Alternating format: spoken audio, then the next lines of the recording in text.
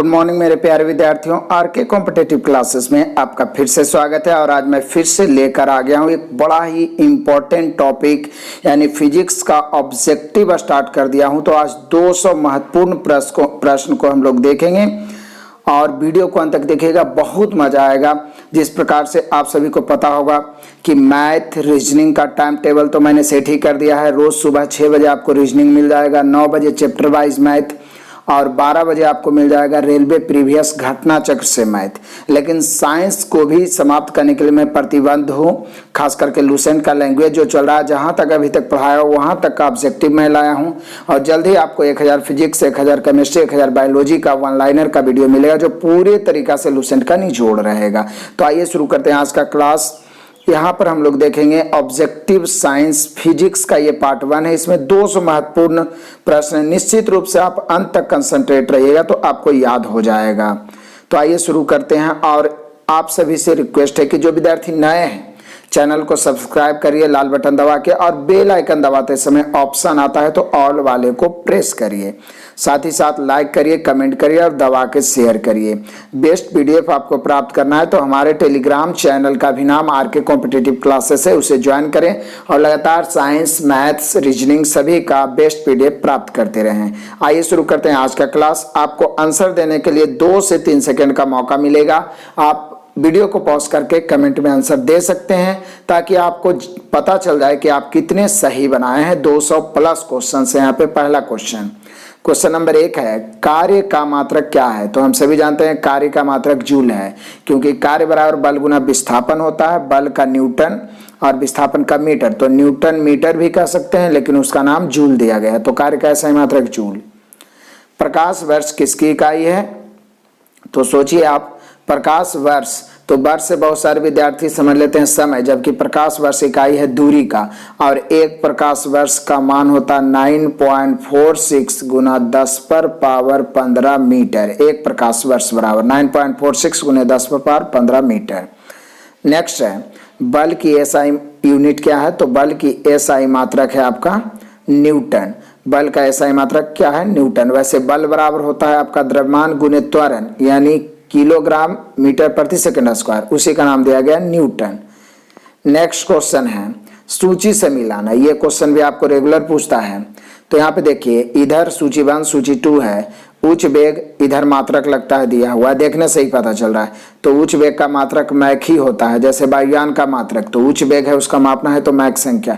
तरंगदैर्घ्य का मात्रक एंगस्ट्रॉम सही है। दाब का मात्रक पास्कल सही है। ऊर्जा का मात्रक जूल। मतलब जो दिया हुआ 1 का 1, 2 का, बी का 2, सी का 3 और डी का 4। तो मिला लीजिए कौन सा ऑप्शन है। तो ऐसा आप देखिएगा तो ऑप्शन नंबर सी मिलेगा। क्लियर है? नेक्स्ट क्वेश्चन देखिए, कहता है सूची 1 को सूची 2 के साथ सुमेलित कीजिए। तो आप सुमेलित कर सकते हैं वीडियो को पॉज करके। वैसे मैं करता हूँ। दूरी का तो हम सभी जान रहे हैं कि प्रकाश वर्ष है, यानी 1 का 3 हो गया। पदार्थ की मात्रा का क्या है? मोल है। तो दूरी का प्रकाश वर्ष, पदार्थ की मात्रा का मोल, विद्युत आवेश की मात्रा का कूलाम है और ऊर्जा का वाट घंटा है। वाट घंटा, यदि वाट सिर्फ देता है तो शक्ति का, लेकिन वाट घंटा दे देता है तो ऊर्जा का। तो यहाँ पे हो गया ए का 3, बी का 1, सी का हो गया 2 और डी का हो गया 4। तो मिला लीजिए कौन सा ऑप्शन आपका मिल रहा है। तो आप देखिए, ए का बोल रहा है 3, बी का बोल रहा है 1 और सी का बोल रहा है 2 और डी का 4। तो ऐसा दर्शाने वाला आपको ऑप्शन नंबर है ए। क्लियर हुआ? नेक्स्ट आगे बढ़ते हैं हम लोग। नेक्स्ट है, सूची 1 को सूची 2 के साथ मिलान करें। यहाँ भी है त्वरण का एसआई मात्रक हम सभी पहले ही जानते हैं कि मीटर प्रति सेकंड स्क्वायर होता है 1 का 4, और 1 का 4 एक ही ऑप्शन में है, इसलिए ऑप्शन नंबर डी आप मार के निकल सकते हैं। त्वरण का एसआई मात्रक मीटर प्रति सेकंड स्क्वायर। बल का क्या होता है? न्यूटन, यानी कि बी का 3 हो गया। कृत कार्य यानी कार्य का एसआई मात्रक क्या हो गया? जूल। और आवेग का तो हम सभी जानते हैं कि न्यूटन सेकेंड। तो हो गया हम लोग का क्या? 1 का 4 और बल का यानी बी का 3, सी का हो गया 1 और डी का हो गया हम लोग का न्यूटन सेकेंड यानी 2। तो यहाँ पे हम लोग का ऑप्शन नंबर डी। क्लियर है? तो बस ध्यान से ये सब आंसर मिलाना है, लेकिन देखते रहिए तो पूरा आपको रिवाइज हो जाएगा। ये सब आप थ्योरी क्लास देखे हो तो पूरी तरह से याद होगा। एक खगोलीय इकाई संबंधित है तो सूर्य एवं पृथ्वी के बीच के औसत दूरी को ही खगोलीय इकाई कहते हैं, एस्ट्रोनॉमिकल यूनिट। नेक्स्ट क्वेश्चन है पार्सेक। एक पार्सेक क्या है? तो पार्सेक इकाई है दूरी का, और एक पार्सेक बराबर होता है 3.26 प्रकाश वर्ष।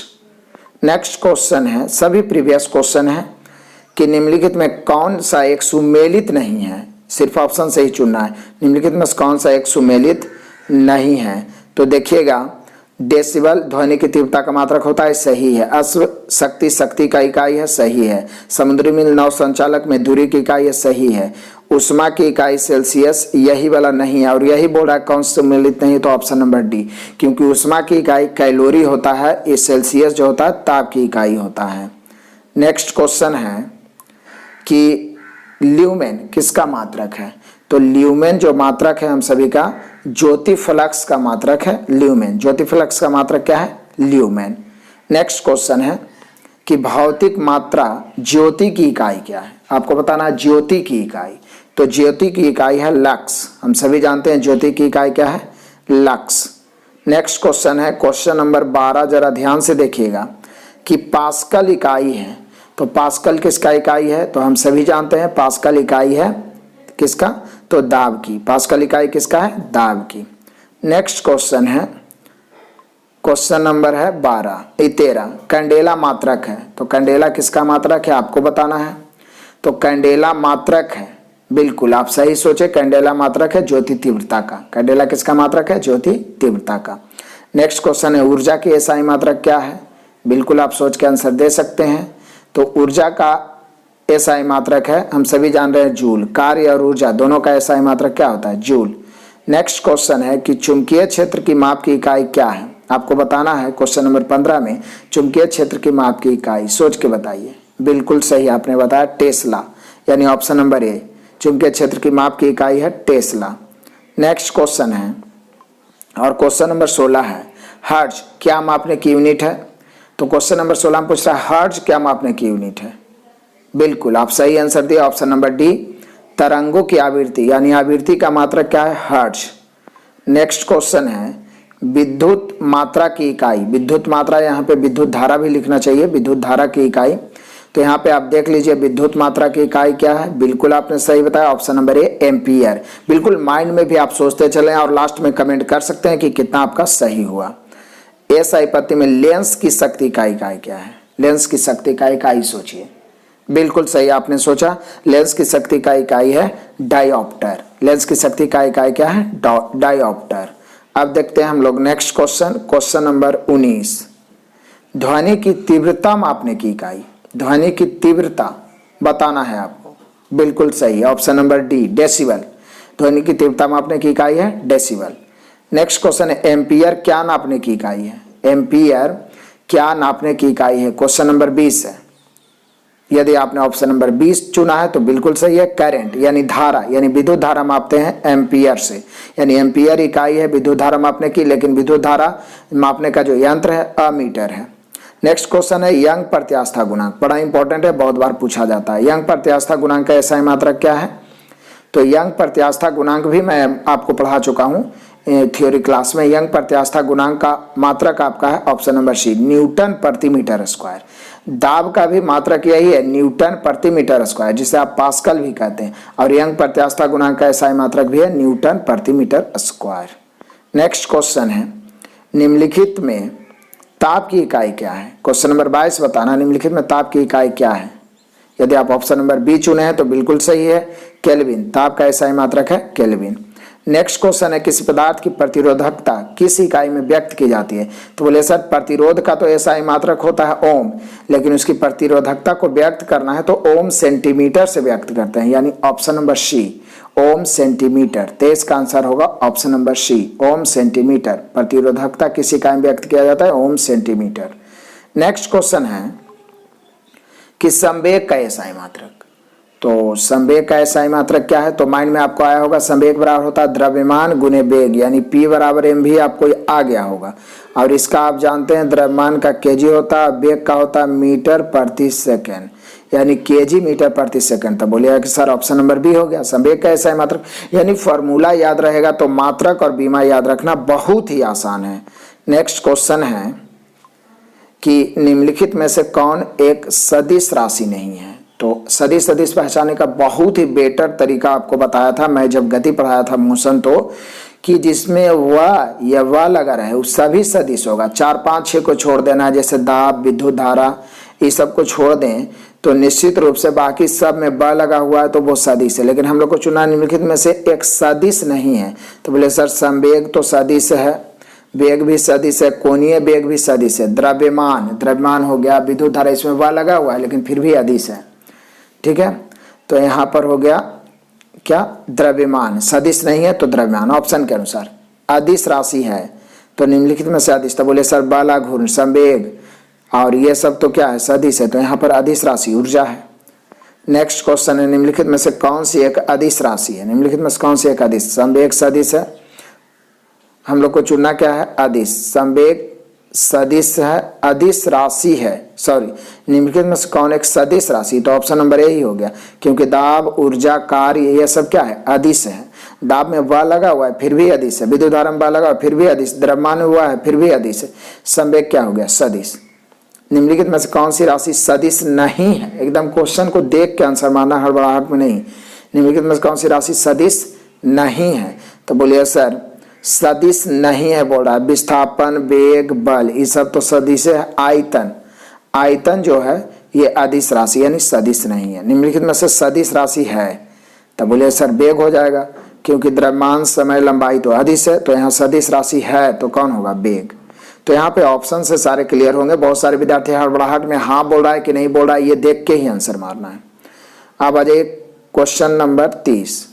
निम्नलिखित में कौन सा एक व्युत्पन्न परिमाण नहीं है। व्युत्पन्न परिमाण, व्युत्पन्न किसको कहते हैं, मूल मात्रक की संख्या 7 है, उस सातों से मिला के बना हुआ जो रहेगा वो व्युत्पन्न होगा। जैसे घनत्व मीटर, मीटर 3 बार आपका मीटर घनत्व बराबर क्या, द्रव्यमान बटा आयतन, तो केजी प्रति मीटर क्यूब, 2 को मिलकर बना है तो ये नहीं होगा। आयतन मीटर क्यूब ये भी नहीं होगा। 4 मीटर प्रति सेकंड ये भी नहीं होगा। द्रव्यमान सिर्फ केजी होता है, यानी यह मूल मात्रक है, यह व्युत्पन्न मात्रक नहीं है। नेक्स्ट है त्वरण ज्ञात करने की सही सूत्र क्या है, तो ये आपका हो जाएगा ऑप्शन नंबर ए बराबर v माइनस यू बटा टी। क्योंकि हम सभी बचपन से पढ़ते आ रहे हैं कि u बराबर होता है v प्लस ए टी। इसी को लेफ्ट राइट ए टी को इधर लाएंगे, u उधर जाएगा तो v माइनस यू हो जाएगा। a बराबर हो जाएगा v माइनस यू बटा टी। a बराबर v माइनस ए हो गया एक्सीलरेशन यानी त्वरण। नेक्स्ट क्वेश्चन है कि पदार्थ के संवेग और वेग के अनुपात से कौन सी भौतिक राशि, तो बोलिए सर संवेग और वेग का अनुपात बनाना। और संवेग बराबर हम सभी जानते हैं होता है एम भी, और इसका वेग यानी भी करना है, भी कट गया, बचेगा क्या, एम। यानी हम कह सकते हैं कि संवेग और वेग का अनुपात बनाएंगे, यानी संवेग में वेग से अनुपात का मतलब क्या होता है, भाग देना। भाग देंगे तो जो राशि बचेगा वो मास बचेगा यानी द्रव्यमान, option number C.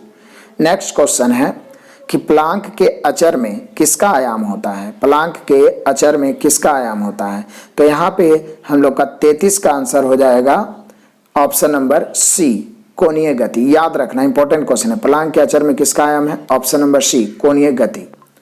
Next question है और बड़ा ही इंपॉर्टेंट क्वेश्चन है, क्वेश्चन नंबर 34। कहता है एक लड़की झूले पर बैठी स्थिति में झूला झूल रही है, उस लड़की के खड़े हो जाने पर दोलन का आवर्तकाल क्या होगा। तो जब झूला झूल रही है, मैं आपको एग्जाम्पल से बताया था क्लास में, इस प्रकार के क्लास में, कि जब ये लड़की बैठी हुई है और वो खड़ी हो जाएगी तो यहाँ पे जो लोलक की लंबाई होगा वो घट जाएगा। तो घट जाएगा तो निश्चित है आवर्तकाल भी क्या होगा, घट जाएगा, यानी ऑप्शन नंबर 1 कम जाएगा। जब लड़की झूला झूल रही है एकाएक खड़ी हो जाए तो आवर्तकाल कम जाएगा, और खड़ी है बैठ जाए तो आवर्तकाल बढ़ जाएगा।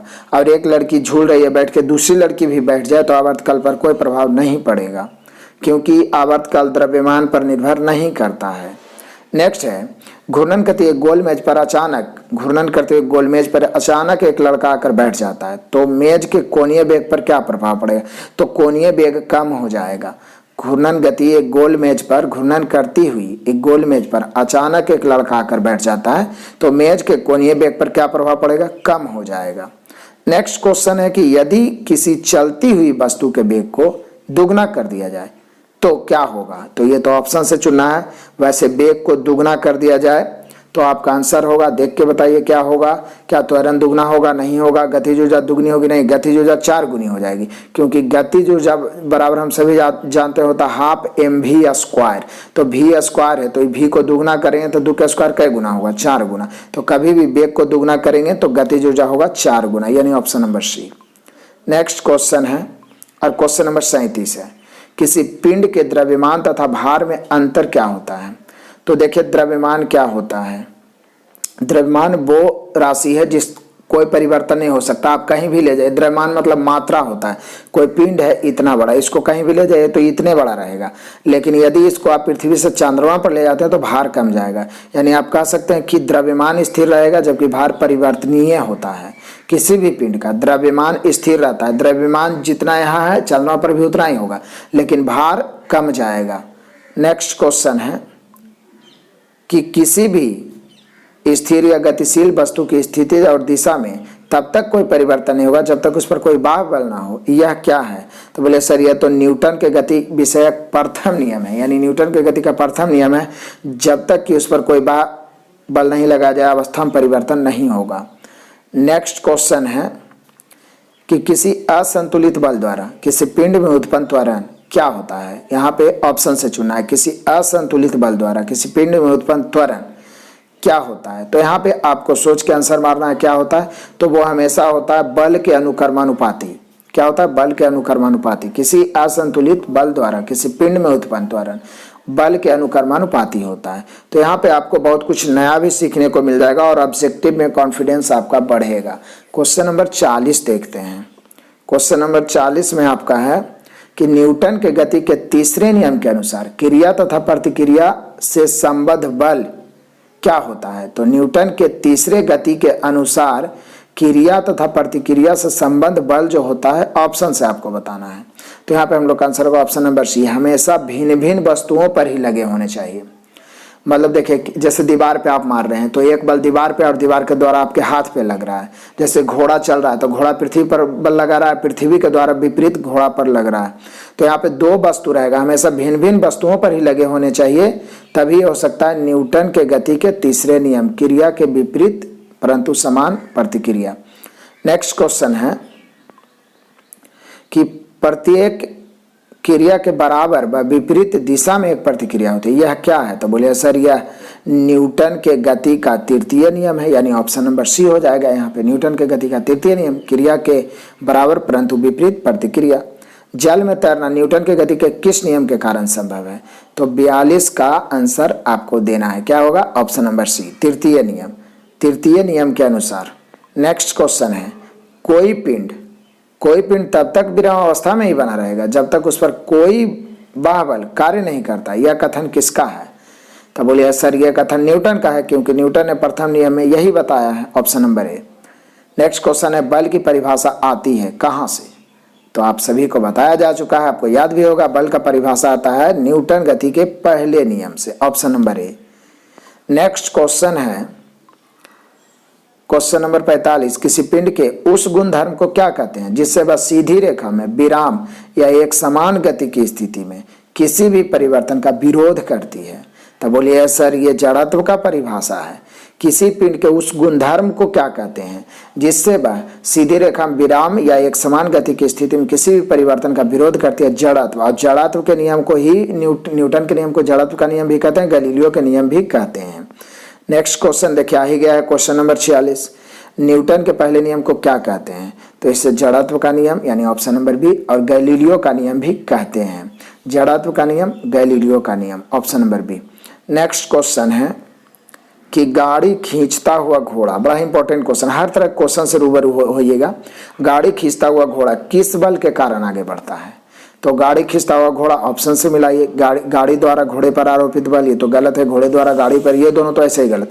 घोड़े द्वारा अपने पैरों से पृथ्वी पर आरोपित बल, अब ये दोनों ऑप्शन में आपको दिक्कत हो सकता है। घोड़े द्वारा अपने पैरों से पृथ्वी पर आरोपित बल तो लगाता है, उसके बाद पृथ्वी के द्वारा घोड़ा पे जो बल लगता है उसके कारण घोड़ा आगे बढ़ता है, यानी पृथ्वी द्वारा घोड़े के पैरों पर आरोपित बल, ऑप्शन नंबर डी। बहुत सारे विद्यार्थी सी और डी में कंफ्यूज होकर आंसर मार देते हैं। तो घोड़ा द्वारा पैरों से पृथ्वी पर बल लगाया जाएगा, उसके बाद विपरीत प्रतिक्रिया पृथ्वी द्वारा घोड़ा के पैर पर बल लगेगा, तब वो आगे बढ़ेगा। यहाँ यही पूछ रहा है कि गाड़ी खींचता हुआ घोड़ा किस बल के कारण आगे बढ़ता है, तो पृथ्वी द्वारा घोड़े के पैरों पर आरोपित बल, option number D. Next question है यानी क्वेश्चन नंबर 48 है, चलती हुई बस जब अचानक ब्रेक लगती है, देखते होंगे आप बैठे होंगे तो उसमें बैठे हुए यात्री आगे की दिशा में गिरते हैं जब अचानक ब्रेक लगती है, क्योंकि उसका ऊपर वाला भाग गति में होता है, नीचे वाला एकाएक विराम में आ जाता है, तो आगे वाला झुक जाता है। इसको किसके द्वारा समझाया जा सकता है, तो बोलिए सर इसमें समझाने की क्या बात है, ये हम लोग का आंसर हो जाएगा 48 का ऑप्शन नंबर बी, न्यूटन गति का पहला नियम। क्योंकि वो गति में था तो गति में रहना चाह रहा था, लेकिन एकाएक रुक गया तो आगे की ओर झुक गया। नेक्स्ट क्वेश्चन है कि रॉकेट किस सिद्धांत पर कार्य करता है, तो आपको पता होगा रॉकेट जो है न्यूटन का तृतीय नियम या संवेग संरक्षण के सिद्धांत पर कार्य करता है, तो यहाँ पे हम लोग का आंसर होगा option number A. Next question है क्वेश्चन नंबर 50, एक एक क्वेश्चन महत्वपूर्ण है और प्रीवियस है। अश्व यदि एकाएक चलना प्रारंभ कर दे तो अश्वारोही के गिरने की आशंका का कारण क्या है। अश्व जैसे एकाएक चलना प्रारंभ कर दे तो ऊपर वाला भाग विराम में है तो पीछे की ओर गिर जाएगा, तो इसका कारण है विश्राम जड़त्व, विराम या विश्राम उसको बोल सकते हैं, विश्राम जड़त्व, यानी ऑप्शन नंबर सी। तो 50 तक हो गया। नेक्स्ट क्वेश्चन देखते हैं, क्वेश्चन नंबर है 51, क्रिकेट का खिलाड़ी तेजी से आती हुई बॉल को क्यों अपने हाथ को पीछे की ओर खींचकर पकड़ता है। आप भी क्रिकेट खेले होंगे तो कैच लपकते समय आप हाथ को थोड़ा पीछे खींचते हैं ताकि बॉल आराम से विश्राम की स्थिति में आ सके, यानी 51 का आंसर हो जाएगा ऑप्शन नंबर ए, बॉल विश्राम की स्थिति में आ सकती है। नेक्स्ट क्वेश्चन है बल गुणनफल है किसका, तो आप सभी जानते हैं कि बल गुणनफल है F बराबर ma होता है, यानी बल बराबर होता है मास गुने एक्सीलरेशन द्रव्यमान गुने त्वरण, यानी बल किसका गुणनफल हो गया, द्रव्यमान और त्वरण का, option number B. Next question है जब कोई व्यक्ति चंद्रमा पर उतरता है तो उसके शरीर में उपस्थित पदार्थ की मात्रा में, उसके शरीर में उपस्थित क्या होता है, पदार्थ की मात्रा में परिवर्तन होता है, तो पदार्थ की मात्रा जो होता है उसको द्रव्यमान कहते हैं। तो क्या कोई व्यक्ति पृथ्वी से चंद्रमा पर गया तो क्या उसका द्रव्यमान कमेगा, मैं आपको पहले बता दिया था कि द्रव्यमान पर कोई प्रभाव नहीं पड़ता, यानी यहाँ पर होगा भार घट जाता है तथा मात्रा अपरिवर्तित रहता है, मात्रा मतलब द्रव्यमान। यहाँ 53 का हम लोग का आंसर हो गया आपका ऑप्शन नंबर बी, भार घट जाएगा, यानी वजन क्या होगा, घट जाएगा, लेकिन आपका मात्रा या द्रव्यमान अपरिवर्तित रहेगा। क्लियर है। नेक्स्ट क्वेश्चन 2 से 3 बार वीडियो देखिएगा, क्लियर हो जाएगा, और पीडीएफ प्राप्त करके रिवीजन भी कर लेना है। यदि हम भूमध्य रेखा से ध्रुवों की ओर जाते हैं, भूमध्य रेखा से ध्रुवों की ओर जा रहे हैं तो जी का मान क्या होगा, तो बोले सर बड़ा ही सिंपल है और बड़ा ही अच्छा से ये सब पॉइंट आपको समझाए हैं, लुसेंट वाला जो पढ़ा रहे हैं आपको लैंग्वेज वाला सब्जेक्टिव बुक, उसमें तो यहाँ पे आप देखे होंगे कि भूमध्य रेखा पर जी का मान सबसे कम होता है, ध्रुवों पर सबसे अधिक होता है, तो भूमध्य रेखा से ध्रुवों की ओर बढ़ेंगे तो जी का मान बढ़ता जाएगा, यानी ऑप्शन नंबर ए। अगला क्वेश्चन है क्वेश्चन नंबर 55, शरीर का वजन, तो शरीर का वजन तो यहाँ पे क्या है, ऑप्शन से समझिए आप। 55 नंबर क्वेश्चन को ऑप्शन आराम से पढ़िए। तो कहता है पृथ्वी की सतह पर सभी जगह एक समान होता है, तो ऐसा तो नहीं, ध्रुवों पर अधिकतम होता है, ये तो सही है। विषुवत रेखा पर अधिकतम ही तो कम है क्योंकि न्यूनतम होगा, मैदान की तुलना में पहाड़ियों पर अधिक, ऐसा कहना मुश्किल है। ध्रुवों पर अधिकतम होता है, कन्फर्म है। तो शरीर का वजन या कोई भी पिंड का वजन ध्रुवों पर अधिकतम होता है, तो यहाँ पे हम लोग का आंसर हो गया 55 का option number B. Next question है क्वेश्चन नंबर 56, देख लीजिए। व्यक्ति पृथ्वी की सतह की तुलना में चंद्रमा की सतह पर अधिक ऊंचा क्यों उछल सकता है, तो क्यों उछल सकता है आप सभी को पता होगा, आप आंसर कमेंट करें पॉज करके, देख लीजिए क्या होगा 56 का, तो 56 का हम लोग का आंसर होगा ऑप्शन नंबर सी, यानी चंद्रमा में गुरुत्वाकर्षण के कारण त्वरण पृथ्वी की तुलना में कम होता है। चंद्रमा पर जो त्वरण कम होता है इसलिए वहां पर वजन भी कम हो जाता है, भार भी कम हो जाता है और व्यक्ति ज्यादा उछल सकता है हल्का होने के कारण। नेक्स्ट क्वेश्चन है क्वेश्चन नंबर 57, बड़ा ही महत्वपूर्ण टाइप का। 57 नंबर क्वेश्चन में कहता है कि 20 kg के वजन को जमीन के ऊपर 1 मीटर की ऊंचाई पर पकड़े रहने के लिए किया गया कार्य। तब बोलिए सर यहाँ पर वस्तु है और 1 मीटर ऊपर जमीन पर यहाँ पर उसको पकड़े हुए हैं उठा के, ठीक है। तो हम सभी जानते हैं कि कार्य बराबर होता है बल गुने विस्थापन, लेकिन ये विस्थापन हुआ कहाँ, ऊपर की ओर विस्थापन हुआ है, यानी बल और विस्थापन का जो कोण है वो 90 डिग्री है। तो हम सभी जानते हैं कि कार्य बराबर होता है जब कोण बने तो एफ एस कॉस थीटा, आज जब थीटा का मान 90 डिग्री रखें तो cos 90 का मान क्या होता है 0। तो यहाँ पर 0 गुना एफ एस यानी बल गुने विस्थापन और उसमें 0 गुना करेंगे तो 0 हो जाएगा। यानी यहाँ पे हम लोग का हो जाएगा वैसे भी 90 डिग्री जैसे ही आ गया तो कार्य क्या हो जाएगा शून्य हो जाएगा। पूरा डिटेल में आपको समझाए थे, कार्य क्या हो जाएगा शून्य हो जाएगा। तो 57 का हो जाएगा ऑप्शन नंबर डी, यानी लंबवत कोई वस्तु को उठा रहे हैं उसमें विस्थापन ही नहीं हो रहा है तो कार्य शून्य हो जाएगा। नेक्स्ट क्वेश्चन है क्वेश्चन नंबर 58। एक व्यक्ति एक दीवार को धक्का देता है पर उसमें विस्थापित करने में असफल होता है, उसमें कोई परिवर्तन नहीं, तो कितना कार्य किया, तो कोई भी कार्य नहीं किया यानी शून्य, क्योंकि विस्थापन ही नहीं हुआ तो कार्य क्या होगा। पहाड़ी पर चढ़ता एक व्यक्ति आगे की ओर झुक जाता है, क्यों, यहाँ पे आपको आंसर देना है। तो आप पहले भी पढ़ चुके हैं, आगे की ओर झुक जाता है स्थिरता बढ़ाने के लिए, यानी यहाँ पे हम लोग का आंसर होगा ऑप्शन नंबर डी, अस्थायित्व बढ़ाने के लिए, ऑप्शन नंबर डी। क्लियर है। तो वन लाइनर देखे होंगे कि आप साइंस का सुनामी का लगभग 6000 क्वेश्चन में दे चुका हूँ, स्पीडी भी वन लाइनर साइंस दे रहा हूँ, साथ ही साथ स्पीडी का समान अध्ययन भी धीरे धीरे दे ही रहा हूँ, तो उसे भी आप खुद से भी पढ़ के समाप्त करने का प्रयास करें। तो आइए देखते हैं क्वेश्चन नंबर 60। पीसा की ऐतिहासिक मीनार जो झुकी हुई है तिरछी होते हुए भी नहीं गिरती है, क्यों। पीसा की ऐतिहासिक मीनार जो है तिरछी होते हुए भी नहीं गिरती है। तो देखिए ये सब क्वेश्चन का ऑप्शन बड़ा बड़ा है, आराम से पढ़ के ही आंसर मार सकते हैं, तो आप सोच के आंसर कमेंट कर सकते हैं। यहाँ पे हम लोग का आंसर होगा ऑप्शन नंबर ए, इसके गुरुत्व से जाने वाली ऊर्ध्वाधर रेखा आधार से होकर जाती है। तो पीसा का जैसे कि देख लीजिए इस प्रकार से पीसा का मीनार बना हुआ है, लेकिन यहाँ पे आधार है तो जमीन से इस प्रकार से ये सीधा है, ऊर्ध्वाधर है, जिसके कारण ये इसको गिरने नहीं देता। इस प्रकार से अंदर जमीन के नीचे तक बना हुआ है, तो ये सीधा बना हुआ है, ऊपर से झुका हुआ है, तो ये देखने में लगेगा कि गिर जाएगा लेकिन गिरेगा नहीं, नीचे वाला जो आधार है उसको रखे हुए। तो यहाँ पे हम लोग का आंसर होगा कि इसके गुरुत्व से जाने वाली ऊर्ध्वाधर रेखा आधार से होकर जाती है। क्लियर है। नेक्स्ट क्वेश्चन है क्वेश्चन नंबर 61। कहता है जाड़े की रातों में अत्यधिक ठंड पड़ने पर पानी की पाइप फट जाती है, क्यों। बड़ा ही सिंपल क्वेश्चन है, आप सभी जानते हैं कि जमने के बाद पानी का आयतन क्या होता है, बढ़ जाता है। जमने के बाद पानी का आयतन क्या हो जाता है, बढ़ जाता है, यानी 61 का हम लोग का आंसर होगा ऑप्शन नंबर सी। आयतन चूंकि बढ़ गया तो जितना आयतन क्षमता था पाइप का वो तो सहा, लेकिन आयतन बढ़ गया तो फट जाएगा।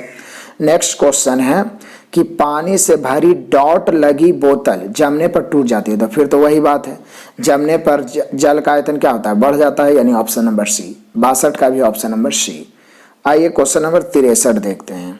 63 में कहता है जल के आयतन में क्या परिवर्तन होगा यदि 9 डिग्री सेल्सियस से गिराकर 3 डिग्री सेल्सियस कर दिया जाए। तो 9 डिग्री से 3 डिग्री सेल्सियस कर दिया जाए, तब बोल रहा है कि जल के आयतन में क्या परिवर्तन होगा। तो यहाँ पे हम लोग का होगा ऑप्शन नंबर सी। आयतन पहले तो घटेगा बाद में बढ़ेगा। आयतन पहले क्या होगा, घटेगा, क्योंकि 4 डिग्री सेल्सियस तक आयतन घट जाता है, घनत्व अधिक होता है, आयतन सबसे कम होता है। उसके बाद धीरे धीरे तापमान कमते जाएगा, आयतन बढ़ते जाएगा, तो पहले घटेगा बाद में बढ़ेगा। नेक्स्ट क्वेश्चन है एक झील में तैरने वाली इस्पात की नाव के लिए नाव द्वारा विस्थापित पानी का भार क्या होगा। तो यदि नाव तैर रहा है तो तैरने का नियम आर्किमिडीज ने क्या बताया था हम लोग को, कि कोई भी वस्तु तभी तैर सकता है जब अपने भार के बराबर पानी को विस्थापित करता है। तो यहाँ पे देख लीजिए ऑप्शन नंबर सी, नाव के उस भाग के भार के बराबर जो झील के पानी की सतह के नीचे है। एक झील में तैरने वाली इस्पात की नाव के लिए नाव द्वारा विस्थापित पानी क्या है, तो उसके भार के बराबर है, जो कि झील के पानी की सतह के नीचे, जितना वो नीचे है उतना पानी को विस्थापित कर दिया है। नेक्स्ट क्वेश्चन है क्वेश्चन नंबर 65। किसी कालीन की सफाई के लिए यदि उसे छड़ी से पीटा जाए तो उसमें कौन सा नियम लागू होगा। बिल्कुल आपके माइंड में आ गया होगा, आप सभी जानते हैं न्यूटन के गति का पहला नियम का ये उदाहरण है, मतलब रजाई को कंबल को पीटा जाए तो उससे धूलकण उड़ेगा। नेक्स्ट क्वेश्चन है सड़क पर चलने की अपेक्षा बर्फ पर चलना कठिन क्यों होता है। बड़ा ही आसान क्वेश्चन है, हम सभी जानते हैं कि घर्षण बल जो क्या बोल रहा है कि सड़क की अपेक्षा बर्फ पर चलना कठिन होता है। तो कठिन क्यों होता है, क्योंकि फिसलन ज्यादा होता है, यानी हम कह सकते हैं कि घर्षण बल कम होता है, यानी हम कह सकते हैं कि बर्फ में सड़क की अपेक्षा घर्षण बल कम होता है, option number D. Next question है सभी ऑप्शन बड़ा बड़ा और सोचने लायक है। रोड़ी युक्त सड़क की तुलना में बर्फ पर चलना कठिन होता है, तो बोलिए सर फिर तो वही बात बोलिए, तो लैंग्वेज के बदल के क्वेश्चन पूछता है, इसलिए हर तरह क्वेश्चन से रूबरू होना। तो यहाँ पे हम लोग का आंसर हो जाएगा ऑप्शन नंबर बी। पैर तथा बर्फ के मध्य घर्षण बल रोड़ी एवं पैर के मध्य घर्षण बल की तुलना में कम होता है। सीधा याद रखना है कि बर्फ पर घर्षण बल कम होता है, फिसलन ज्यादा होता है। नेक्स्ट क्वेश्चन है क्वेश्चन नंबर 68, बड़ा ही मजेदार। कहता है लकड़ी के सिलेंडराकार पात्र को खींचने की जगह लुढ़काना आसान होता है। आप देखते हो किसी चीज को खींच के लेके जा रहे हैं लेकिन वो गोल है तो उसको लुढ़का के ले जाना आसान होता है। इसका कारण क्या है? तो हम लोग का आंसर होगा 68 का ऑप्शन नंबर बी। लुढ़कन अवस्था का घर्षण बल फिसलन अवस्था के घर्षण बल की तुलना में कम होता है, मतलब खींच के ले जाने से आसान होता है लुढ़काना। नेक्स्ट क्वेश्चन है क्वेश्चन नंबर 69, आइए, बड़ा ही मजेदार है। एक नदी में चलता हुआ जहाज समुद्र में आता है तो जहाज का स्तर क्या होता है? तो हम सभी जानते हैं कि जहाज थोड़ा ऊपर उठ जाएगा, ऑप्शन नंबर बी। क्यों? क्योंकि हम सभी जानते हैं कि जल का घनत्व, शुद्ध जल का घनत्व, नदी का जो जल घनत्व है, समुद्र का जल घनत्व ज्यादा होता है, इसलिए उसमें तैरना आसान होता है, तो थोड़ा ऊपर उठ जाएगा। नेक्स्ट क्वेश्चन है कि लोहे की कील पारे में क्यों तैरती है जबकि पानी में डूब जाती है? बड़ा ही मजेदार क्वेश्चन है। लोहे की कील पारे में तैरती है लेकिन पानी में डूब जाती है, क्यों? सोच के बताइए। बिल्कुल आपने सही बताया, ऑप्शन नंबर सी। लोहे का घनत्व पानी से अधिक तथा पारे से कम होता है, और जिसका घनत्व जिसमें तैर रहा है उससे कम होगा तभी वो तैर सकता है। चूंकि पानी के घनत्व से लोहा अधिक होता है तो डूब जाता है, लेकिन पारे से कम होता है लोहे का घनत्व, इसलिए तैर जाता है। नेक्स्ट क्वेश्चन है क्वेश्चन नंबर 71। जब एक ठोस पिंड को पानी में डुबोया जाता है तो उसके भार में ह्रास होता है यानी कमी होता है। जब एक ठोस पिंड को पानी में डुबोया जाता है तो उसके भार में ह्रास यानी कमी होता है। यह ह्रास किसके बराबर है? तो यहाँ पे क्वेश्चन नंबर 71 का हम लोग का आंसर हो जाएगा, बिल्कुल आपने सही बताया, ऑप्शन नंबर ए, विस्थापित पानी के भार के बराबर। विस्थापित पानी के भार के बराबर, जितना विस्थापित पानी का भार करिएगा उतना ही भार में कमी होगा। नेक्स्ट क्वेश्चन है क्वेश्चन नंबर 72 और मजेदार भी। बर्फ पानी में तैरती है परंतु अल्कोहल में डूब जाती है, तो फिर तो वही वाला नियम हम लोग का लागू होगा कि बर्फ पानी से हल्की तथा अल्कोहल से भारी होती है, यानी ऑप्शन नंबर डी, बर्फ पानी से हल्की तथा अल्कोहल से भारी होती है। नेक्स्ट क्वेश्चन है स्टील की गोली पारे में तैरती है, क्यों? तो स्टील की गोली पारे में क्यों तैरती है? तो बड़ा ही सिंपल, अभी पीछे आपको बताए थे कि पारे का घनत्व स्टील की अपेक्षा अधिक होता है या स्टील का घनत्व पारे की अपेक्षा कम होता है। ये तो ऑप्शन पढ़ने से ही पता चलेगा। पारे का घनत्व स्टील की अपेक्षा अधिक होता है, या इसी को लिख सकता है कि स्टील का घनत्व पारे की अपेक्षा कम होता है, जिसका घनत्व कम होगा वही तैर सकता है। नेक्स्ट क्वेश्चन है कि एक लोहे की गेंद पारद या मरकरी, उसको पारा कहते हैं, से भरी बाल्टी में गिराई जाती है। लोहे के गेंद पारद या मरकरी से भरी बाल्टी में गिराई जाती है तो क्या होगा? क्या होगा? बस ऑप्शन पढ़ के दीजिए। तो यहाँ पे हम लोग का आंसर हो जाएगा ऑप्शन नंबर बी, या पारे की सतह पर तैरेगी। लोहे की गेंद या काठी पारे पर तैरती है क्योंकि घनत्व कम होता है। जब घनत्व कम माइंड में सेट है तो जान ही जाइएगा कि तैरेगी, तो ऑप्शन नंबर होगा 74 का बी। नेक्स्ट क्वेश्चन है किसी तापमान पर, मतलब किस तापमान पर जल का घनत्व अधिकतम होता है? बिल्कुल आपके माइंड में आ गया होगा answer, option number D, 4 degree Celsius पर घनत्व अधिकतम होता है और आयतन न्यूनतम। नेक्स्ट क्वेश्चन है कि वस्तु की मात्रा बदलने पर अपरिवर्तित क्या रहेगा? वस्तु की मात्रा यानी द्रव्यमान बदल दिया जाए तो क्या अपरिवर्तित रहेगा? सोच के बताइए। बिल्कुल सही आपने बताया, ऑप्शन नंबर डी, घनत्व। घनत्व नहीं चेंज होगा, बल्कि आप वस्तु इतना बड़ा लीजिए या उसी वस्तु को इतना बड़ा लीजिए, यानी मात्रा द्रव्यमान बदलने पर घनत्व पर कोई प्रभाव नहीं पड़ता है। मात्रा बदलने पर बाकी सब कुछ बदल जाएगा लेकिन घनत्व पर कोई प्रभाव नहीं पड़ेगा, तो option number D. Next question है और क्वेश्चन नंबर 77 है, बड़ा ही मजेदार। तैराक को नदी के मुकाबले समुद्र पानी में तैरना आसान क्यों लगता है? देखिए पीछे भी आपको इसका चर्चा किए थे, तो यहाँ पे हम लोग का 77 का आंसर क्या है? सोच के बताइए। बिल्कुल सही आपने सोचा, ऑप्शन नंबर सी, समुद्र पानी का घनत्व साधारण पानी से ज्यादा होता है। घनत्व ज्यादा जहां होगा तैरना आसान होगा। क्वेश्चन नंबर 78, बादल किस कारण से वायुमंडल में तैरते हैं? बिल्कुल सोच के बताना है। तो बादल वायुमंडल में तैरते हैं निम्न घनत्व और श्यानता के कारण। क्लियर है? यानी हम कह सकते हैं ऑप्शन नंबर बी, निम्न घनत्व के कारण और वायु की श्यानता के कारण। क्लियर है? निम्न घनत्व वायु की श्यानता के कारण बादल वायुमंडल में तैरते हैं। नेक्स्ट क्वेश्चन है क्वेश्चन नंबर 79, बड़ा ही मजेदार क्वेश्चन है। समुद्र में प्लवन करते आइसबर्ग का कितना भाग समुद्र की सतह से ऊपर रहता है? बिल्कुल आपके माइंड में आ गया होगा आंसर, बिल्कुल सही सोचा आपने, ऑप्शन नंबर ए। समुद्र में प्लवन करते जो आइसबर्ग होता है ना, कितना भाग समुद्र की सतह के ऊपर होगा? 1/9। लेकिन यदि बोलता है कि किसी पात्र में रखे गए बर्तन में, किसी पात्र में रखे गए बर्तन में बर्फ तैर रहा है तो उसका कितना भाग ऊपर रहेगा, तो उस स्थिति में 1/10 मारना। 1/9 ऑप्शन में नहीं रहेगा तो, लेकिन मेनली रूप से आपको 1/9 होता है। मैक्सिमम क्वेश्चन में 1/10 इसलिए देता है क्योंकि 1/9 ऑप्शन में देता ही नहीं है, तो यहाँ पे ध्यान देना है। नेक्स्ट क्वेश्चन है क्वेश्चन नंबर 80। बांध के नीचे की दीवार मोटी बनाई जाती है, क्यों? बांध के नीचे की दीवार मोटी क्यों बनाई जाती है? बिल्कुल ऑप्शन को पढ़िए। बिल्कुल पहला सही आपने दिया। गहराई बढ़ने के साथ द्रव का दाब बढ़ता है, इसलिए नीचे का आधार मोटा होता, नहीं तो वो दाब के कारण उसको गिरा देगा। इसलिए बांध के नीचे की दीवार मोटी बनाई जाती है, क्योंकि गहराई जैसे जैसे बढ़ेगा द्रव का दाब बढ़ते जाएगा। नेक्स्ट है बर्फ पर स्केटिंग करना प्रदर्शित करता है कि दाब बढ़ाने पर बर्फ का गलनांक क्या होता है। दाब बढ़ाने पर बर्फ का गलनांक घट जाता है, हम सभी जानते हैं। तभी तो एक बर्फ को दूसरे बर्फ पर रखने से और उस पर दाब लगाया जाए तो वो चिपक जाता है, गलने के बजाय चिपक जाता है, क्योंकि दाब बढ़ाने पर बर्फ का गलनांक क्या होता है, घट जाता है।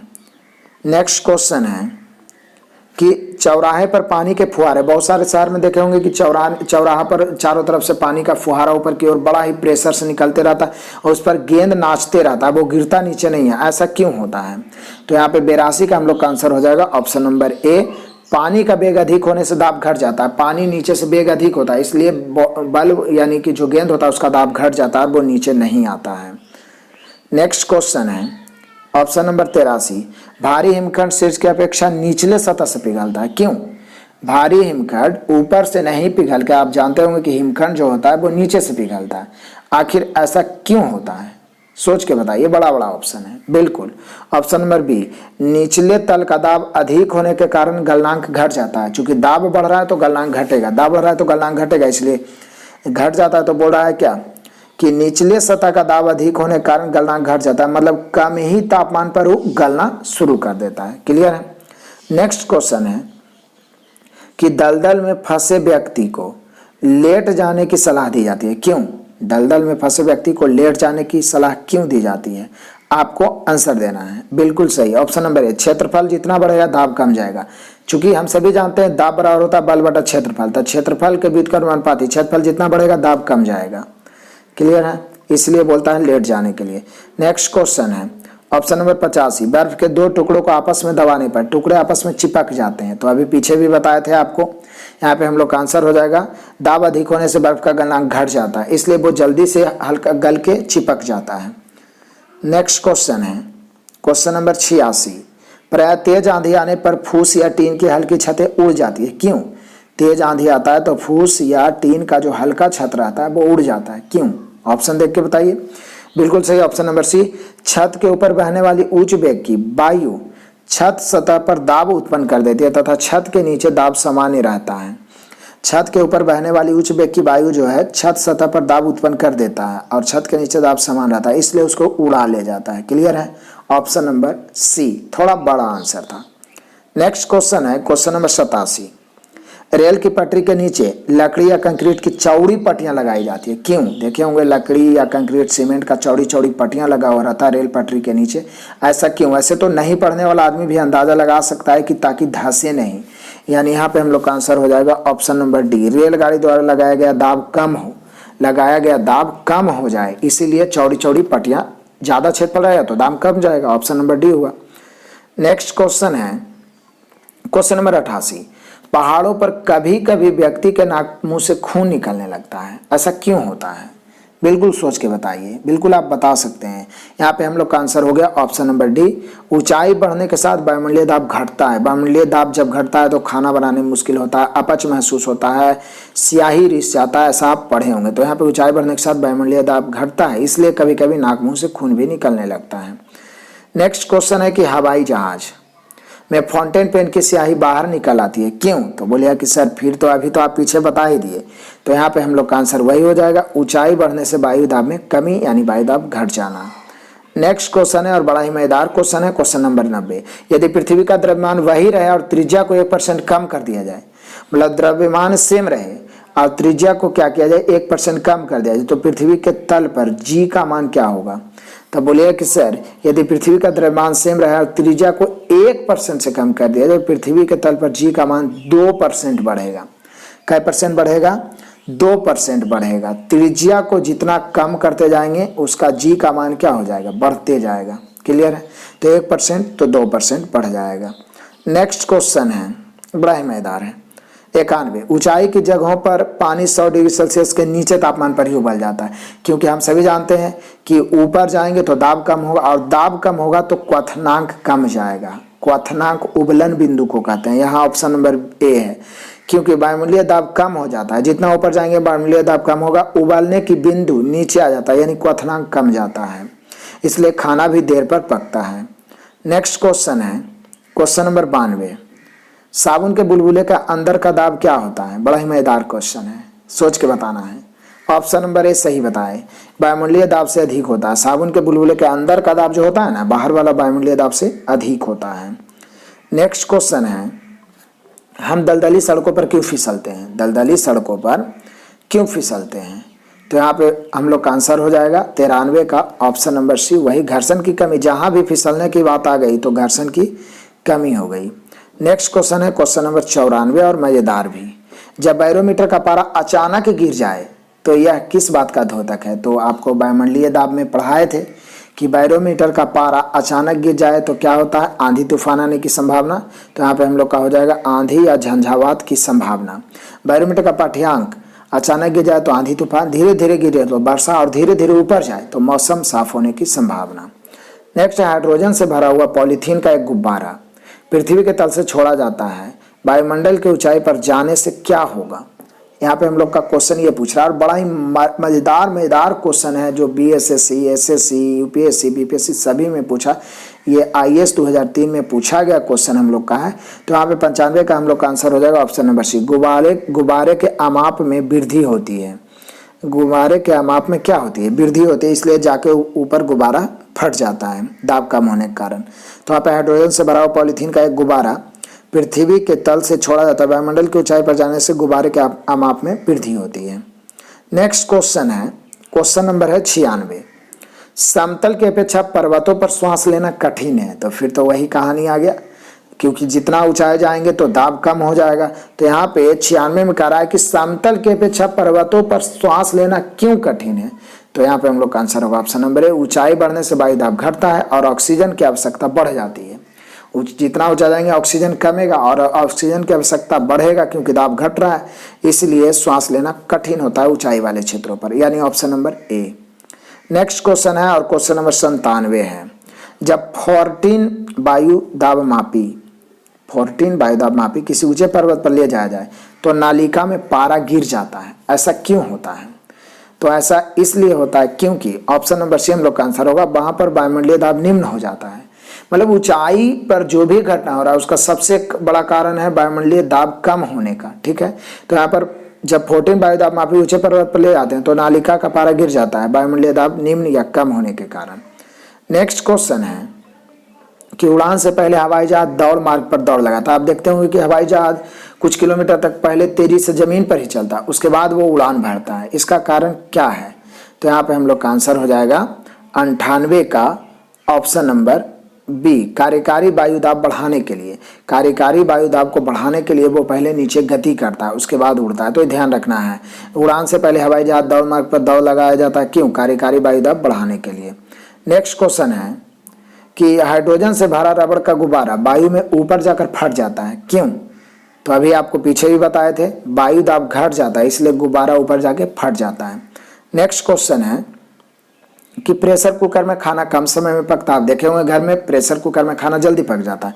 तो फिर तो वही बात आप जान रहे हैं कि दाब अधिक होने के कारण क्वथनांक बढ़ जाता है। तो यहाँ पे उसी को दूसरे लैंग्वेज में आपको लिख दिया है ऑप्शन नंबर सी, अधिक दाब के कारण उबालते पानी का ताप बढ़ जाता है, यानी क्वथनांक बढ़ जाता है। नेक्स्ट क्वेश्चन है क्वेश्चन नंबर 101, सूर्य पर ऊर्जा का निर्माण होता है, इसका कारण क्या है। ऑप्शन से तो यही पता चल रहा है कि कारण तो हम सभी जानते हैं, ऑप्शन नंबर बी, नाभिकीय संलयन के द्वारा। नाभिकीय संलयन के द्वारा। क्वेश्चन नंबर 102, सूर्य की ऊर्जा उत्पन्न होती है, तो फिर बोले सर फिर तो वही बात है, नाभिकीय संलयन प्रक्रिया के द्वारा ही ऊर्जा उत्पन्न होती है। तो ये सभी एक ही क्वेश्चन को लैंग्वेज बदल के पूछने का तरीका है, सभी क्वेश्चन से हम लोग रूबरू होंगे।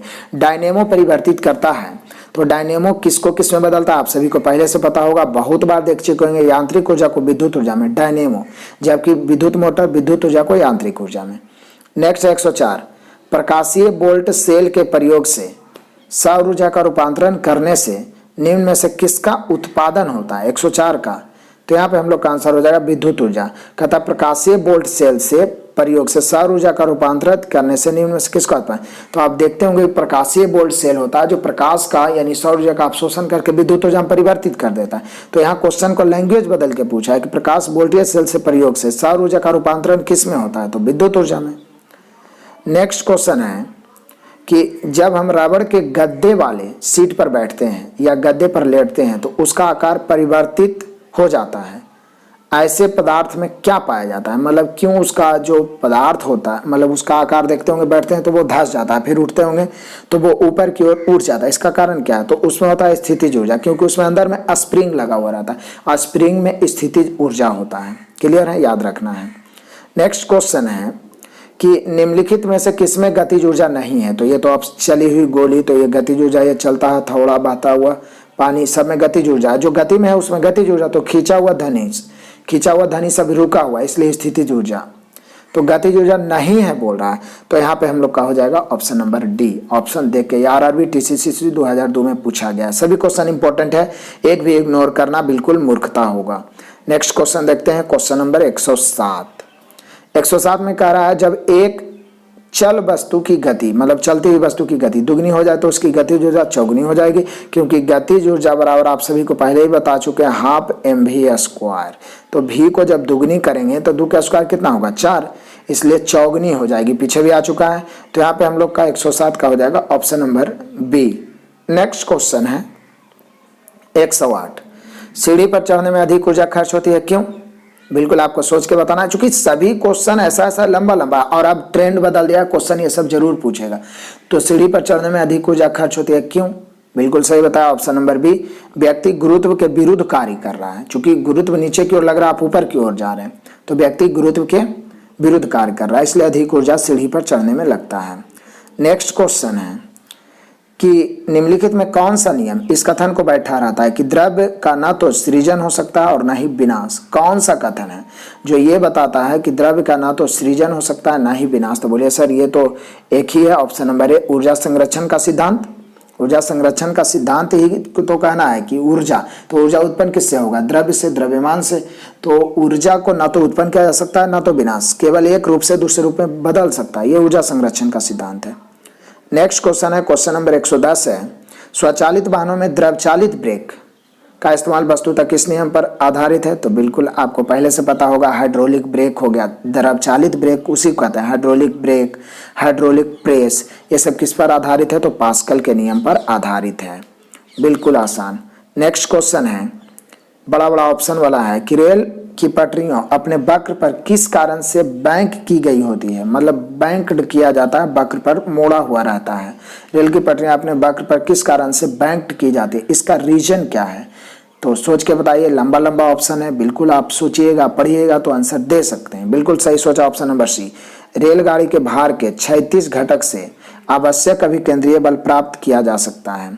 दिक्कत यह है कि जहाँ पे घुमाव रहता है वहाँ पे रेल का ट्रैक भी मोड़ा हुआ इसलिए रहता है ताकि जब ट्रेन घूमे तो वो आवश्यक अभिकेंद्रीय बल प्राप्त कर सके और पलटे नहीं। तो रेलगाड़ी के भार के 36 घटक से आवश्यक अभिकेंद्रीय बल प्राप्त किया जा सकता है। यहाँ पे हम लोग का हो गया option number C. Next question है क्वेश्चन नंबर 112, लंबा ऑप्शन वाला, साइकिल चलाने वाला मोड़ लेते समय क्यों झुकता है? तो बस आराम से ऑप्शन को पढ़ के आंसर देना है, आपको पहले ही बता दिए थे अभिकेंद्रीय बल के बारे में। तो यहाँ पे हम लोग का आंसर होगा 112 का ऑप्शन नंबर बी। वह झुकता है ताकि गुरुत्व केंद्र आधार के अंदर बना रहे, इसी को अभिकेंद्रीय बल का, अंदर की ओर लग रहा है तो अभिकेंद्रीय बल, वह उसे गिरने से बचाएगा। वह झुकता है ताकि गुरुत्व के आधार के अंदर बना रहे, वह उसे गिरने से बचाएगा। क्लियर हो, आरआरबी ऐसे में पूछा गया और गुड्स गार्ड में पूछा गया क्वेश्चन है।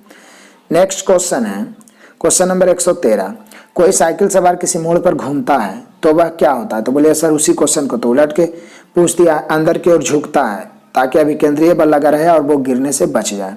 नेक्स्ट है, जब दूध को प्रबल ढंग से मथा जाता है तो उसमें से क्रीम किस कारण से अलग हो जाता है। आपको पहले ही बताए थे, दूध निकालना हो या कपड़ा धोने वाला मशीन में कपड़ा सुखाना हो, ये सभी काम करता है अपकेंद्रीय बल के कारण। नेक्स्ट क्वेश्चन है क्वेश्चन नंबर 115, जब पानी की बाल्टी काफी तेजी से ऊर्ध्वाधर वृत्त में घुमाई जाती है तब पानी बाल्टी से उसकी उच्चतम स्थिति से भी नहीं गिरता है, आखिर क्यों। देखे होंगे कि पानी को आप कभी कभी घुमाते हैं बाल्टी को, मतलब राउंड बिल्कुल वृत्ताकार, तो पानी एकदम ऊपर चला जाता है फिर भी वो नीचे नहीं गिर पाता है। इसका रीजन क्या है? बिल्कुल ऑप्शन नंबर ए होगा, अपकेंद्र बल पानी के वजन से अधिक होता है। अपकेंद्र बल जो होता है पानी के वजन से क्या होता है? अधिक होता है, इसलिए। नेक्स्ट क्वेश्चन है कि वॉशिंग मशीन का कार्य सिद्धांत क्या है। तो बोले सर वॉशिंग मशीन वही हो गया, कपड़ा धोने वाला और सुखाने वाला मशीन। तो अभी तो आपको बताए थे अपकेंद्रन, उपकेंद्रन नहीं, अपकेंद्रन, अपकेंद्रीय बल लगता है उसमें। चंद्रमा पर वायुमंडलीय नहीं होने का कारण क्या है? चंद्रमा पर वायुमंडल नहीं होने का कारण क्या है? तो बोलिएगा कि सर इस पर गैस अणुओं का पलायन वेग उसके वर्ग माध्य मूल के वेग से कम होता है। और यह क्वेश्चन 2018 में भी पूछा गया था, इसमें दर्शाया नहीं है रेलवे में, ग्रुप डी में।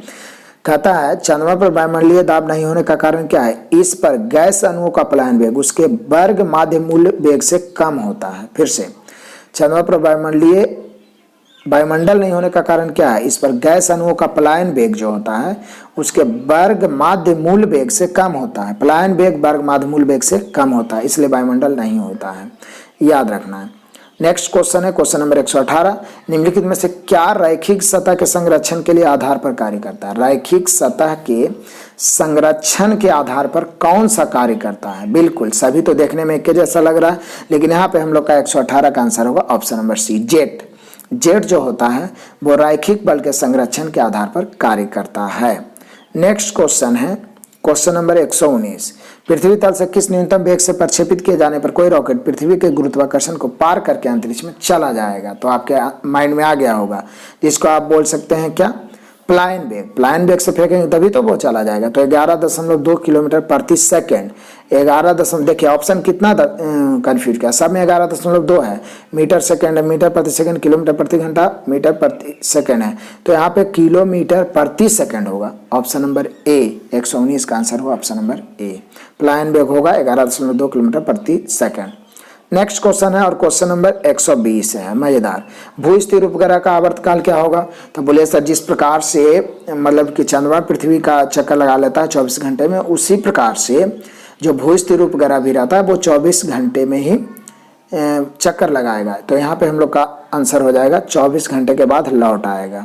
क्लियर है? 24 घंटे, यहाँ पे सॉरी 24 घंटे, भूस्थिर उपग्रह का आवर्तकाल हो जाएगा 24 घंटे। ऑप्शन नंबर 20 था, क्वेश्चन नंबर 20 था, भूस्थिर उपग्रह के मतलब हो गया 24 घंटे। ऑप्शन नंबर क्वेश्चन नंबर 121, यदि किसी पिंड को पृथ्वी से 11.2 किलोमीटर प्रति सेकंड के वेग से फेंका जाए तो पृथ्वी पर कभी नहीं लौटेगा, क्योंकि प्लायन वेग से फेंक रहे हैं आप। क्वेश्चन नंबर है 122, जब एक पत्थर को चांद की सतह से पृथ्वी पर लाया जाता है तो क्या होगा? जब एक पत्थर को चांद से ला रहा है पृथ्वी पर, जब पृथ्वी चांद पर ले जाते हैं तो क्या होता है? भार बढ़ता है। यहाँ चांद से पृथ्वी पर लाएंगे तो क्या होगा? भार घटेगा। तो यहाँ पे ऑप्शन दिया हुआ है कि भार बदल जाएगा परंतु द्रव्यमान नहीं। वैसे भी द्रव्यमान कहीं भी ले जाइए नहीं बदलेगा। नेक्स्ट क्वेश्चन है क्वेश्चन नंबर 123, किसी लिफ्ट में बैठे हुए व्यक्ति को अपना भार कब अधिक मालूम होता है? तो बोले सर लिफ्ट में बैठे हुए व्यक्ति को भार मालूम अधिक तब होता है जब ऊपर की ओर जा रहा है, नीचे की ओर जा रहा है तो कम मालूम होता है। तो यहाँ पे हम लोग का आंसर हो जाएगा ऑप्शन नंबर बी, जब लिफ्ट त्वरित गति से ऊपर की ओर जा रही है, option number B. Question number 124 आ जाइए, बड़ा ही मजेदार है। पृथ्वी के परितः घूमने वाले कृत्रिम उपग्रह से बाहर गिराई गई गेंद पृथ्वी के परितः मतलब पृथ्वी के चारों ओर घूमने वाले कृत्रिम उपग्रह से बाहर एक गेंद को गिराया जाए तो क्या होगा? बिल्कुल सोच के बताइए।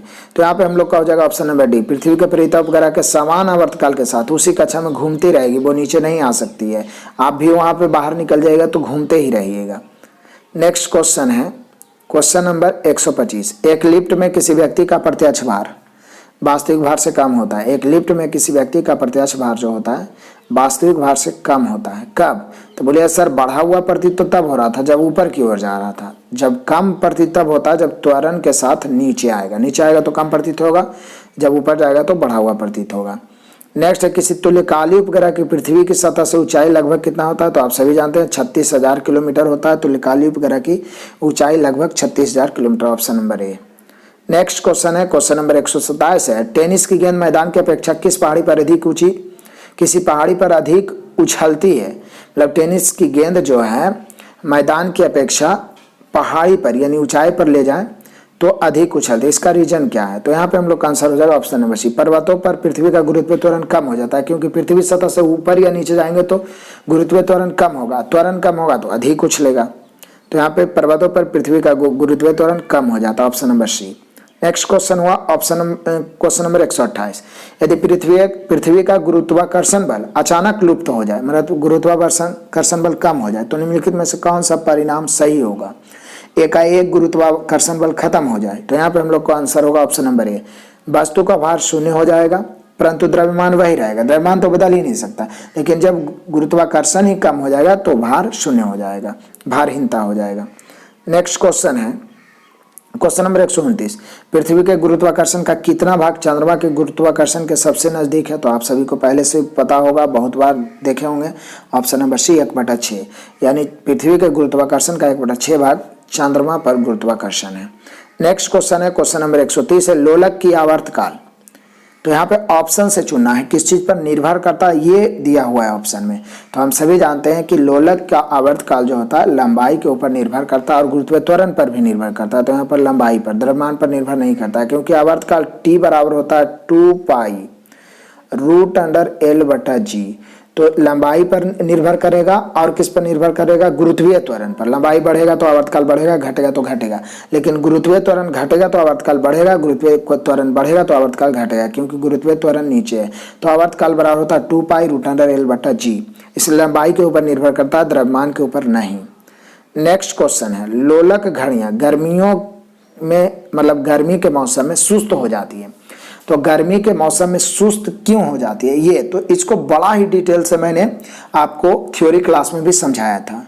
बिल्कुल आप सही सोच रहे हैं, ऑप्शन नंबर सी होगा। लोलक की लंबाई बढ़ जाती है क्योंकि गर्मी के कारण फैलता है, जिससे इकाई दोलन में लगा हुआ समय बढ़ जाता है। चूंकि अभी आपको बताएं कि एल बढ़ेगा तो आवर्तकाल भी बढ़ेगा, आवर्तकाल बढ़ेगा मतलब वो तेजी से आना जाना करेगा, जिसके कारण क्या हो जाएगा, मतलब देरी से आना जाना करेगा, तो देरी से आना जाना करेगा तो यहाँ पर सुस्त हो जाएगा। तो क्या क्यों होगा, लोलक की लंबाई बढ़ जाती है जिससे इकाई दोलन में लगा हुआ समय यानी आवर्तकाल बढ़ जाता है। यह ऑप्शन दे सकता है कि आवर्तकाल बढ़ने के कारण। नेक्स्ट क्वेश्चन है कि किसी सरल लोलक की लंबाई 4% बढ़ाई जाए तो उसका आवर्तकाल 2% बढ़ेगा, क्योंकि अभी आप देखिए कि आवर्तकाल बराबर होता है 2π√L/g। तो इसको हम 4 बढ़ाएंगे तो L को 4 बढ़ाएंगे तो ये बाहर निकले तो कितना हो जाएगा, 4 का रूट 2 हो जाएगा। तो ध्यान रखना है, फॉर्मूला से ही याद रखिएगा। 132 का आंसर होगा ऑप्शन नंबर बी। 4% बढ़ा दिया जाए या चौगुना कर दिया जाए तो यहाँ पे 2% बढ़ेगा। क्वेश्चन नंबर 132 हो गया। क्वेश्चन नंबर 133 देखते हैं, यदि लोलक की लंबाई 4 गुनी कर दिया तो लोलक के झूलने का समय क्या होगा, तो बोलिए सर फिर तो वही बात यहाँ पर भी आ गया, दोगुना हो जाएगा। वहाँ 4% था तो 4 के रूट 2, यहाँ 4 गुना है तो फिर 4 के रूट 2 दुगना हो जाएगा। नेक्स्ट क्वेश्चन है क्वेश्चन नंबर 134, पेंडुलम को चंद्रमा पर ले जाने पर उसकी समय अवधि क्या होगी। तो आप जानते हैं कि चंद्रमा पर या किसी उपग्रह पर ले जाएंगे तो जी का मान कम जाएगा, और जी का मान कमने का मतलब ही आवर्तकाल बढ़ जाना। आवर्तकाल, काल मतलब समय अवधि, तो पेंडुलम को चंद्रमा पर ले जाने से उसकी समय अवधि या आवर्तकाल क्या होगा, बढ़ेगा। नेक्स्ट है, एक कण का द्रव्यमान m तथा संवेग p है तो इसकी गतिज ऊर्जा क्या होगी। तो संवेग और गतिज ऊर्जा में संबंध आपको हम पहले भी बताए थे कि यहाँ पर गतिज ऊर्जा बराबर हो जाएगा p²/2m, यानी ऑप्शन नंबर डी p²/2m। बिल्कुल डिटेल में आपको बताए थे आपका संवेग और गतिज ऊर्जा में संबंध p²/2m। यदि कण का द्रव्यमान m तथा संवेग p हो तो गतिज ऊर्जा p²/2m। नेक्स्ट क्वेश्चन है, हुक का सिद्धांत। हुक का सिद्धांत निम्नलिखित में से किससे संबंधित है, तो हुक का नियम संबंधित किससे, ये आपको बताना है। यहाँ पे प्रत्यास्था आप चैप्टर पढ़े होंगे, उसमें आप देखे होंगे कि हुक का नियम आधारित है प्रत्यास्था पर। नेक्स्ट क्वेश्चन है कि 137 नंबर क्वेश्चन है, तेल की एक छोटी बूंद पानी पर फैल जाता है, क्यों। तेल का एक बूंद आप पानी पे गिराए तो फैल जाएगा पानी पर पूरे तरीका से, तो यहाँ पर उसका रीजन क्या है, तो हम लोग का आंसर हो गया तेल का पृष्ठीय तनाव अधिक होता, ऑप्शन नंबर सी। तेल का पृष्ठ तनाव अधिक होता है पानी की तुलना में, इसलिए वो क्या होता है, फैल जाता है। तेल का पृष्ठ तनाव अधिक, जिसका पृष्ठ तनाव अधिक हो फैलेगा, कम होगा नहीं फैलेगा, वो टेंशन में रहेगा। नेक्स्ट क्वेश्चन है क्वेश्चन नंबर 138, साबुन के द्वारा सतहों को साफ करने का सिद्धांत आधारित किस पर है, तो पृष्ठ तनाव पर। साबुन मिलाते हैं पानी, पृष्ठ तनाव कम जाता है और वो साफ हो जाता है। नेक्स्ट है वर्षा की बूंदे का आकार गोलाकार होता है, तो यहाँ पे ऑप्शन नंबर बी पृष्ठ तनाव के कारण। क्लियर है। नेक्स्ट क्वेश्चन है कि एक द्रव बूंद गोलीय आकार धारण कर लेती है, तो फिर तो वही बात है ना, एक ही क्वेश्चन को लैंग्वेज बदल बदल के, पृष्ठ तनाव के कारण गोलीय आकार धारण करती है या गोल होती है, पृष्ठ तनाव के कारण। नेक्स्ट क्वेश्चन है क्वेश्चन नंबर 141 है, स्थिर पानी में मिट्टी का तेल डालने पर मच्छर कम जाते हैं, यानी मच्छर मर जाते हैं, क्यों। तो फिर इसको भी आपको बिल्कुल अच्छा से समझाए थे आपको। यहाँ पे हम लोग का आंसर होगा ऑप्शन नंबर सी, लार्वा के सांस में बाधा होता है। क्या होता है कि मिट्टी का तेल छिड़कते हैं तो पृष्ठ तनाव कम जाता है और लार्वा तैरने की बजाय उसमें डूब जाता है। क्लियर है। नेक्स्ट क्वेश्चन है, पानी से निकालने पर शेविंग ब्रश के बाल आपस में चिपक जाते हैं। देखते होंगे दाढ़ी बनाते हैं, शेविंग करते होंगे तो उसको निकालते हैं तो वो चिपका हुआ रहता है। इसका कारण क्या है, इसका रीजन क्या है, बिल्कुल बताना है आपको। तो यहाँ पे हम लोग का आंसर वही होगा, पृष्ठ तनाव के कारण चिपका हुआ रहता है। नेक्स्ट क्वेश्चन है क्वेश्चन नंबर 143, स्थिर गति से जा रही खुली कार में बैठा एक बालक गेंद को हवा में सीधे ऊपर फेंकता है, तो गेंद कहाँ गिरेगा। 143, तो यहाँ पे उसके हाथ में। कहता है स्थिर गति से जा रहा है, मतलब गति में परिवर्तन ही नहीं है, तो उसके हाथ में गिरे। लेकिन जब गति में त्वरण से जाएगा तो भले आगे पीछे हो सकता है, लेकिन स्थिर गति से जा रहा है तो उसके हाथ में ही गिरेगा। नेक्स्ट क्वेश्चन है क्वेश्चन नंबर 144, एक व्यक्ति पूर्णतः चिकने बर्फ के क्षैतिज समतल के मध्य में विराम स्थिति में है। न्यूटन के किस या किन नियमों का उपयोग करके वह अपने आप को तट तक ला सकता है। तट तक लाने के लिए उसको न्यूटन के फिर से देखिए क्वेश्चन को पहले समझिए, क्वेश्चन भी बहुत सारा है जिसको समझना होगा। एक व्यक्ति पूर्णतः चिकने बर्फ के क्षैतिज समतल के मध्य में विराम स्थिति में है, न्यूटन के किस नियमों का प्रयोग करके वह अपने आप को तट तक लाएगा। तो बोले सर न्यूटन का तीसरा नियम, पहला नियम तो उस पर कोई दूसरा कोई बल लगा लेकिन खुद ही है, तो वो क्या करेगा, बर्फ पर बल लगाएगा और फिसलते फिसलते आगे आने का प्रयास करेगा। क्रिया के विपरीत प्रतिक्रिया, न्यूटन के तृतीय नियम।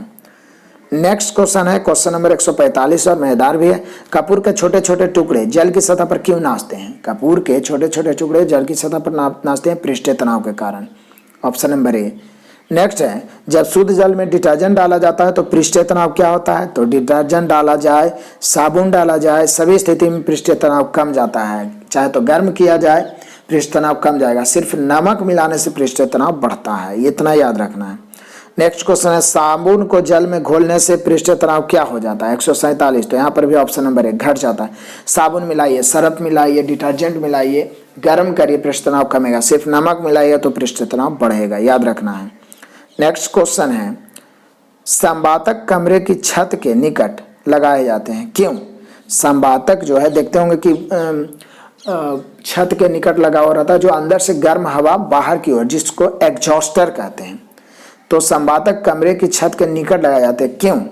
यहाँ पे आंसर होगा, सांस में छोड़ी हुई गर्म हवा ऊपर उठती है और बाहर चली जाती है, इसलिए संवातक कहते हैं। कि देखते होंगे कमरा में, हॉल में या पढ़ाई करने जाते होंगे तो कोचिंग में लगा हुआ रहता है, छत से एकदम नजदीक होके एग्जॉस्टर जिसको बोलते हैं, तो जो गर्म हवा होता है ऊपर उठता है, बाहर चला जाता है, इसलिए। तो यहाँ पे option number A. Next question है, कथन और कारण है, तो ये तो खुद ही सोचना है। अपमार्जक मैले कपड़ों से सरलता पूर्वक तेल व गर्द निकाल देते हैं, क्या ये सही है। तो बिल्कुल सही तो है। अपमार्जक या डिटर्जेंट जो होता है सरलता पूर्वक तेल व जो गर्दा होता है, गंदगी होता है, उसे कपड़े से निकाल देता है। लेकिन इसका रीजन भी सही है क्या, अपमार्जक जल का पृष्ठ तनाव बढ़ जाता है, ये गलत है। अपमार्जक कारण जल का पृष्ठ तनाव घटता है, इसलिए वो निकाल पाता है। तो यहाँ पे ए सही है लेकिन आर गलत, यानी हम लोग का आंसर होगा ऑप्शन नंबर सी, ए सही परंतु आर गलत। नेक्स्ट क्वेश्चन है क्वेश्चन नंबर 150, अंतरिक्ष यात्री अंतरिक्ष में सीधे खड़े नहीं रह सकते, क्यों। अंतरिक्ष यात्री अंतरिक्ष में वो झुका हुआ रहता है या लेटा हुआ टाइप का रहता है, तो क्यों ऐसा होता है। तो यहाँ पे हम लोग का आंसर हो जाएगा ऑप्शन नंबर 1, गुरुत्व वहाँ नहीं होता है, इसलिए। नेक्स्ट क्वेश्चन हो गया ऑप्शन नंबर 151, यदि केस नली का व्यास दुगना कर दिया जाए तो इसमें चढ़ने वाली जल का सतह, बिल्कुल आपके माइंड में आंसर आ गया होगा, आधी हो जाएगा क्योंकि आपको लिखाए भी थे। केस नली का व्यास दुगना किया जाए तो चढ़ने वाला जल का जो सतह होगा वो आधी रह जाएगी। क्वेश्चन नंबर 152 आते हैं। श्यानता की इकाई क्या है? पॉइस, पॉइस बताए थे, पॉइजली बताए थे, डेका पॉइस बताए थे। तो यहाँ पे पॉइस जली हो मेनली रूप से होता है क्या? पॉइस। यहाँ पे हम लोग का आंसर हो जाएगा ऑप्शन नंबर ए 152 के। नेक्स्ट क्वेश्चन है क्वेश्चन नंबर 153। जब दो भिन्न भिन्न व्यास के केशनलियों को किसी द्रव में ऊर्ध्वाधर डुबोने पर चढ़े द्रव की ऊंचाई क्या होगी? तो दो भिन्न भिन्न व्यास के केशनलियों को किसी द्रव में ऊर्ध्वाधर डुबोया जाए तो चढ़े द्रव की ऊंचाई होगी हम लोग का ऑप्शन नंबर सी, कम व्यास वाली केशनली में अधिक होगी। फिर से, जब दो भिन्न भिन्न व्यास के मतलब अलग अलग व्यास, एक कम व्यास एक अधिक व्यास के केशनलियों को किसी द्रव में डुबाया जाए तो कम व्यास वाली केशनली में अधिक चढ़ेगा द्रव ऊपर, और ज़्यादा व्यास रहेगा तो उसमें कम। अभी भी आप देखें कि व्यास को दुगना कर दिया जाए तो जो पानी का चढ़ाव जो होगा वो आधा रहेगा। क्लियर है? तो उसी से यहाँ पे हम लोग का आंसर होगा कम व्यास वाली केशनली में अधिक होगी, अधिक व्यास वाली में कम होगी। तो अधिक व्यास वाली में कम होगी ऐसा तो दिया नहीं है, तो आंसर यही हो जाएगा कम व्यास वाली केशनली में अधिक होगी। नेक्स्ट क्वेश्चन है, लैंप की बत्ती में तेल किसके कारण ऊपर चढ़ता है? तो आप सभी जानते हैं पहले से ही, ऑप्शन नंबर बी, केशिकीय घटना या केशिकत्व के कारण, ऑप्शन नंबर बी। नेक्स्ट है 155। पानी में लोहे की सुई डूब जाती है लेकिन जहाज तैरता है, मतलब छोटा सा एक सुई पानी में डूब जाता है लेकिन जहाज तैरता है, यह किस सिद्धांत पर आधारित है? तो हम सभी जानते हैं कि तैरने का जितना भी है वो आर्किमिडीज के सिद्धांत पर आधारित है। वो जितना भाग नीचे रहता है उतना भार के पानी को विस्थापित करता है। नेक्स्ट है, आर्किमिडीज का सिद्धांत निम्नलिखित में से किससे संबंधित है? तो आपको पता है आर्किमिडीज का सिद्धांत किससे संबंधित है? प्लावन का नियम से, यानी तैरने के नियम से संबंधित है आर्किमिडीज का सिद्धांत। आरआरबी एसएम गुड्स गार्ड 2005 में पूछा गया क्वेश्चन। आइए, क्वेश्चन बड़ा ही लंबा है, समझते हैं आसान से। जब कोई वस्तु किसी द्रव में पूर्णतः या आंशिक से डुबोई जाती है तो उसके भार में कुछ कमी प्रतीत होती है तथा उसके भार में आभासी कमी उस वस्तु के द्वारा हटाए गए द्रव के भार के बराबर होती है। यह सिद्धांत किसका है? तो आप सभी को पता होगा, ये हम आपको पूरा डिटेल में बताए थे। ये कहना किसका था? तो ये कहना था आपका आर्किमिडीज का। तैरने का नियम में ही ये बात बताए थे कि जब कोई वस्तु किसी द्रव में पूर्णतः या आंशिक रूप से डुबोई जाती है तो उसके भार में कुछ कमी प्रतीत होती है। वो जो कमी होता है, जो भार में आभासी कमी होता है, वस्तु के द्वारा हटाए गए द्रव के भार के बराबर होता है। इसी सिद्धांत पर जहाज भी तैरता है या कोई भी तैर सकता है, आर्किमिडीज के सिद्धांत पे। यहाँ पे हम लोग का आंसर हुआ ऑप्शन नंबर 157 का option number B. Question number है 158। उत्प्लावकता से संबंधित वैज्ञानिक कौन है? तो बोलिए सर अभी तो आप बता ही रहे हैं, आर्किमिडीज है, option number A. Next question है कि द्रव में आंशिक या पूर्णतः डूबे हुए किसी ठोस द्वारा प्राप्त उछाल की मात्रा निर्भर करती है, मतलब द्रव में आंशिक या पूर्णतः डूबे किसी वस्तु द्वारा प्राप्त उछाल, मतलब जो वो तैर रहा है कितना, वो किस पर निर्भर करता है? तो 159 का हम लोग का आंसर होगा ऑप्शन नंबर ओ, ठोस द्वारा हटाए गए द्रव की मात्रा, जितना हटाएगा द्रव उतना वो तैरेगा। नेक्स्ट क्वेश्चन है क्वेश्चन नंबर 160, मजेदार भी। जल पृष्ठ पर लोहे के टुकड़े के न तैरने का कारण क्या है? तो एक ही क्वेश्चन को बदल बदल के पूछ रहा है, तो यहाँ पे हम लोग का आंसर होगा ऑप्शन नंबर ए, लोहे द्वारा विस्थापित जल का भार लोहे के भार से कम होता होगा, क्योंकि जितना भार जिसका है उतना ही पानी को विस्थापित करेगा तब वो तैर जाएगा, लेकिन यदि वो कम भार को विस्थापित करेगा तो वो डूब जाएगा। तो लोहे द्वारा विस्थापित जल का भार लोहे के भार से कम होगा।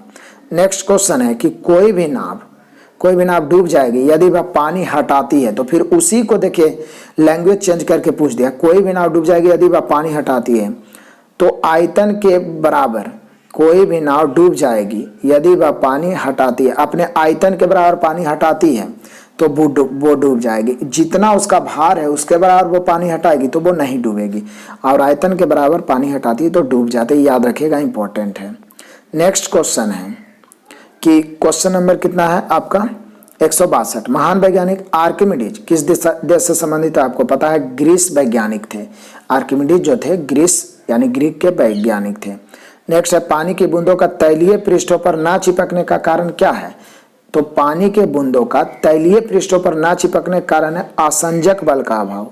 आसंजक बल का अभाव, आसंजक बल का अभाव। नेक्स्ट क्वेश्चन है, तुल्यकाली उपग्रह घूमता है पृथ्वी के गिर्द, मतलब पृथ्वी के इर्द गिर्द किधर से, मतलब किस दिशा से किस दिशा की ओर घूमता है तुल्यकाली? तो बोलिए सर पश्चिम से पूरब। जिस प्रकार से पृथ्वी घूमता है सूर्य के चारों ओर, उसी प्रकार से उपग्रह घूमता है पृथ्वी के चारों ओर। नेक्स्ट क्वेश्चन है कि पहिए में बॉल बेयरिंग का कार्य क्या है। तो पहिए में बॉल बेयरिंग क्या करता है, तो यहाँ पे हम लोग का आंसर होगा ऑप्शन नंबर सी, स्थैतिक घर्षण को गतिज घर्षण में बदलता है।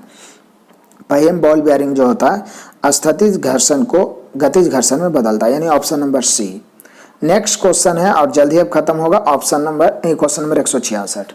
जेट इंजन और रॉकेट के बारे में निम्नलिखित कथनों पर विचार कीजिए। तो कथन लंबा लंबा है, पढ़िएगा तभी तो। दो कथन है कि जेट इंजन और रॉकेट के बारे में निम्नलिखित कथनों पर विचार करिए।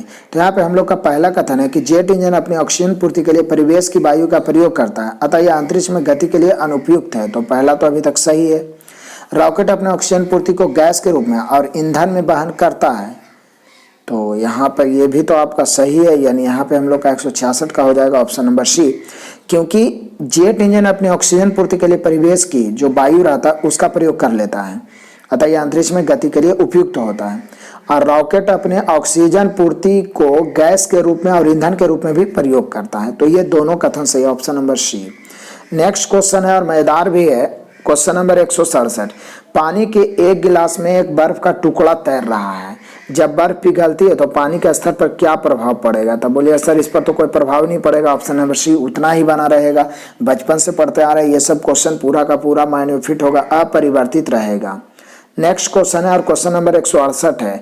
एक ऊंची इमारत से एक गेंद 9.8 मीटर प्रति सेकंड स्क्वायर के एक समान त्वरण के साथ, वैसे भी जी का मान यही होता है, गिराई जाती है, तो 3 सेकंड के बाद उसका वेग क्या होगा। तो बोलिए सर 3 सेकंड के बाद क्या होगा, 3 से गुना कर दीजिए, 9.8 गुना 3 गुना करेंगे तो हो जाएगा हम लोग का 29.4 मीटर प्रति सेकंड। वेग जो हो जाएगा 29.4 मीटर प्रति सेकंड, 3 सेकंड के बाद 29.4 मीटर प्रति सेकंड, यानी कि ऑप्शन नंबर हो गया हम लोग का सी। क्लियर है। नेक्स्ट क्वेश्चन है और क्वेश्चन नंबर है 169। एक वस्तु का द्रव्यमान 100 kg है, गुरुत्वीय त्वरण 10 मीटर प्रति सेकंड है। अगर चंद्रमा पर गुरुत्व जनित त्वरण g/6, हम सभी जानते हैं चंद्रमा पर g/6 है, तो चंद्रमा में वस्तु का द्रव्यमान क्या होगा। तो बोलिए सर द्रव्यमान में तो कोई परिवर्तन ही नहीं होना चाहिए, तो द्रव्यमान तो 100 kg हो जाएगा, क्योंकि परिवर्तन हो सकता है भार में, 100 का 1/6 हो जाएगा। लेकिन यहाँ पे द्रव्यमान, तो द्रव्यमान कहीं से भी ले जाइए कोई फर्क द्रव्यमान पर नहीं पड़ता है। तो 100 kg द्रव्यमान है तो द्रव्यमान 100 kg, ऑप्शन नंबर सी। बड़ा ही कंफ्यूजन वाला क्वेश्चन। आइए क्वेश्चन नंबर 170। पावर यानी शक्ति का ऐसा मात्रक वाट होता है, तो ये वाट जो होता है किसके समतुल्य होता है। तो शक्ति का ऐसा मात्रक जो होता है वाट, और वाट जो होता है केजी मीटर प्रति सेकंड क्यूब के बराबर होता है, केजी मीटर प्रति सेकंड क्यूब। यहाँ पे हम लोग का हो जाएगा वाट किसके बराबर, शक्ति का ऐसा मात्रक क्या होता है वाट, किसके बराबर होता है केजी मीटर प्रति सेकंड क्यूब। ये बदलने से होगा, क्योंकि हम सभी जानते हैं कि शक्ति का इकाई वाट होता है, और वाट बराबर ऐसे भी होता है कि कार्य बटा समय होता है। वाट बराबर कार्य बटा समय, मतलब जूल बटा सेकंड। अब फिर जूल को हम लोग केजी मीटर स्क्वायर में बदलेंगे, अब प्रति सेकंड स्क्वायर में बदलेंगे, फिर 1 सेकंड और नीचे रहेगा तो वो केजी मीटर स्क्वायर प्रति सेकंड क्यूब बन जाएगा तोड़ने के बाद। तो ये ध्यान रखना है तोड़ के। नेक्स्ट क्वेश्चन है, क्वेश्चन नंबर हम लोग का 171 पहुंच गए हैं। भारहीनता की अवस्था में एक मोमबत्ती की ज्वाला का आकार हो जाएगा। भारहीनता की अवस्था में एक मोमबत्ती का ज्वाला का आकार क्या हो जाएगा। तो वो ज्वाला के आकार में कोई परिवर्तन नहीं रहेगा, वही रहेगा, option number D. Next question है, एक केस नली में जल की अपेक्षा एक तरल अधिक ऊंचाई तक चढ़ता है। जल की अपेक्षा एक तरल अधिक ऊंचाई तक चढ़ता है, इसका कारण क्या है। तो 172 का हम लोग का आंसर होगा, ऑप्शन नंबर होगा डी, यानी तरल का पृष्ठ तनाव जल की अपेक्षा अधिक होता है, मतलब जिसका पृष्ठ तनाव अधिक होगा वो आगे बढ़ेगा, जल्दी से फैलेगा। नेक्स्ट क्वेश्चन है 173। निम्नलिखित में से किस एक के लिए केशिकत्व एकमात्र कारण नहीं है। स्याही का सोखना, केशिकत्व के कारण भूमिगत जल ऊपर चढ़ना, केशिकत्व के कारण सूती कपड़े पर जल की बूंद का फैलना, पौधे की जड़ों से जल का इसके पर्ण समूह की ओर बढ़ना। तो यहाँ पे हो सकता है हम लोग का 173 का आंसर ऑप्शन नंबर डी, पौधे की जड़ों से जल का इसके पर्ण समूह की ओर बढ़ना। यह जो है क्या निम्नलिखित में से किस एक के लिए केशिकत्व एकमात्र कारण नहीं है। मतलब स्याही का सोखना केवल केशिकत्व के कारण, भूमिगत जल का ऊपर चढ़ना केशिकत्व, सूती कपड़े पर केशिकत्व, लेकिन पौधे के जड़ों से जल का इसके पर्ण समूह की ओर बढ़ना केवल केशिकत्व के कारण नहीं है। मतलब केशिकत्व इसमें भी है, लेकिन यहाँ क्या बोल रहा है कि एकमात्र कारण नहीं है। केशिकत्व के साथ साथ उसमें जाइलम नामक होता है कुछ तत्व जो जल को वहन के द्वारा ऊपर ले जाता है। तो एकमात्र कारण किसमें नहीं है, केशिकत्व। यहाँ आईएएस का क्वेश्चन है, बड़ा ही कंफ्यूज है। ऐसे आप देखिएगा सब में केशिकत्व है, लेकिन यहाँ एकमात्र लगा दिया है, तो यहाँ पे होगा option number D. Next question है, क्वेश्चन नंबर है 174, गुरुत्वाकर्षण के सार्वभौमिक नियम का प्रतिपादन किसने किया था? तो आप सभी जानते हैं न्यूटन ने दिया था, इसमें कोई डाउट नहीं है। ऑप्शन नंबर ए 174 का। आगे बढ़ते हैं, क्वेश्चन नंबर 175, ऊर्जा संरक्षण आशय है, मतलब ऊर्जा संरक्षण का आशय क्या है? तो हम सभी जानते हैं कि ऊर्जा का ना तो सृजन हो सकता है यानी निर्माण हो सकता है, और ना ही विनाश हो सकता है। ऊर्जा संरक्षण सिद्धांत का यही कथन है। नेक्स्ट क्वेश्चन है, पृथ्वी का पलायन वेग। तो हम सभी जानते हैं पृथ्वी का पलायन वेग, पीछे ही पढ़े थे, 11.2 किलोमीटर प्रति सेकंड। 11.2 किलोमीटर प्रति सेकंड है पृथ्वी का पलायन वेग। क्वेश्चन नंबर 177 है और बहुत ही आसान अभी इधर क्वेश्चन है, पास्कल इकाई है। तो हम सभी जानते हैं दाब की इकाई क्या है, पास्कल। क्लियर है। नेक्स्ट क्वेश्चन नंबर 178 देखते हैं, 1 केजी प्रति सेंटीमीटर क्यूब दाब समतुल्य होता है किसके बराबर? तो 1 केजी प्रति सेंटीमीटर क्यूब जो दाब होता है वो होता है 0.1 बार के कारण, 0.1 बार के समतुल्य होता है, यानी बराबर होता है 1 केजी प्रति सेंटीमीटर क्यूब दाब। नेक्स्ट क्वेश्चन है, क्वेश्चन नंबर है 179, क्यूसेक से क्या मापा जाता है? मतलब क्यूसेक एक इकाई है क्या मापने की? तो आपको बताया था कि जल के बहाव मापने की इकाई है क्यूसेक। आप न्यूज में सुनते होंगे कि ये नेपाल ने इतना क्यूसेक पानी छोड़ा। क्लियर है। नेक्स्ट क्वेश्चन है, किसी पिंड का भार क्या होता है? तो 180 का हम लोग का आंसर होगा ऑप्शन नंबर बी, ध्रुवों पर सर्वाधिक होता है। तो ऑप्शन से बनाने वाला ध्रुवों पर सर्वाधिक होता है। नेक्स्ट क्वेश्चन है और क्वेश्चन नंबर है 181, जब किसी वस्तु को पृथ्वी से चंद्रमा पर ले जाया जाता है, तो माइंड में तो आंसर आ ही गया होगा कि उसका भार घट जाता है, लेकिन द्रव्यमान में कोई परिवर्तन नहीं होता है। तो सिर्फ भार के बारे में ही बोला है, तो ऑप्शन नंबर बी होगा। फिर से सूची वाला आ गया आंसर। सूची 1 को सूची 2 से सुमिलित करिए, उसके बाद हम लोग कूट का आंसर दे सकते हैं। तो पहले तो सूची को मिला के देख लेते हैं।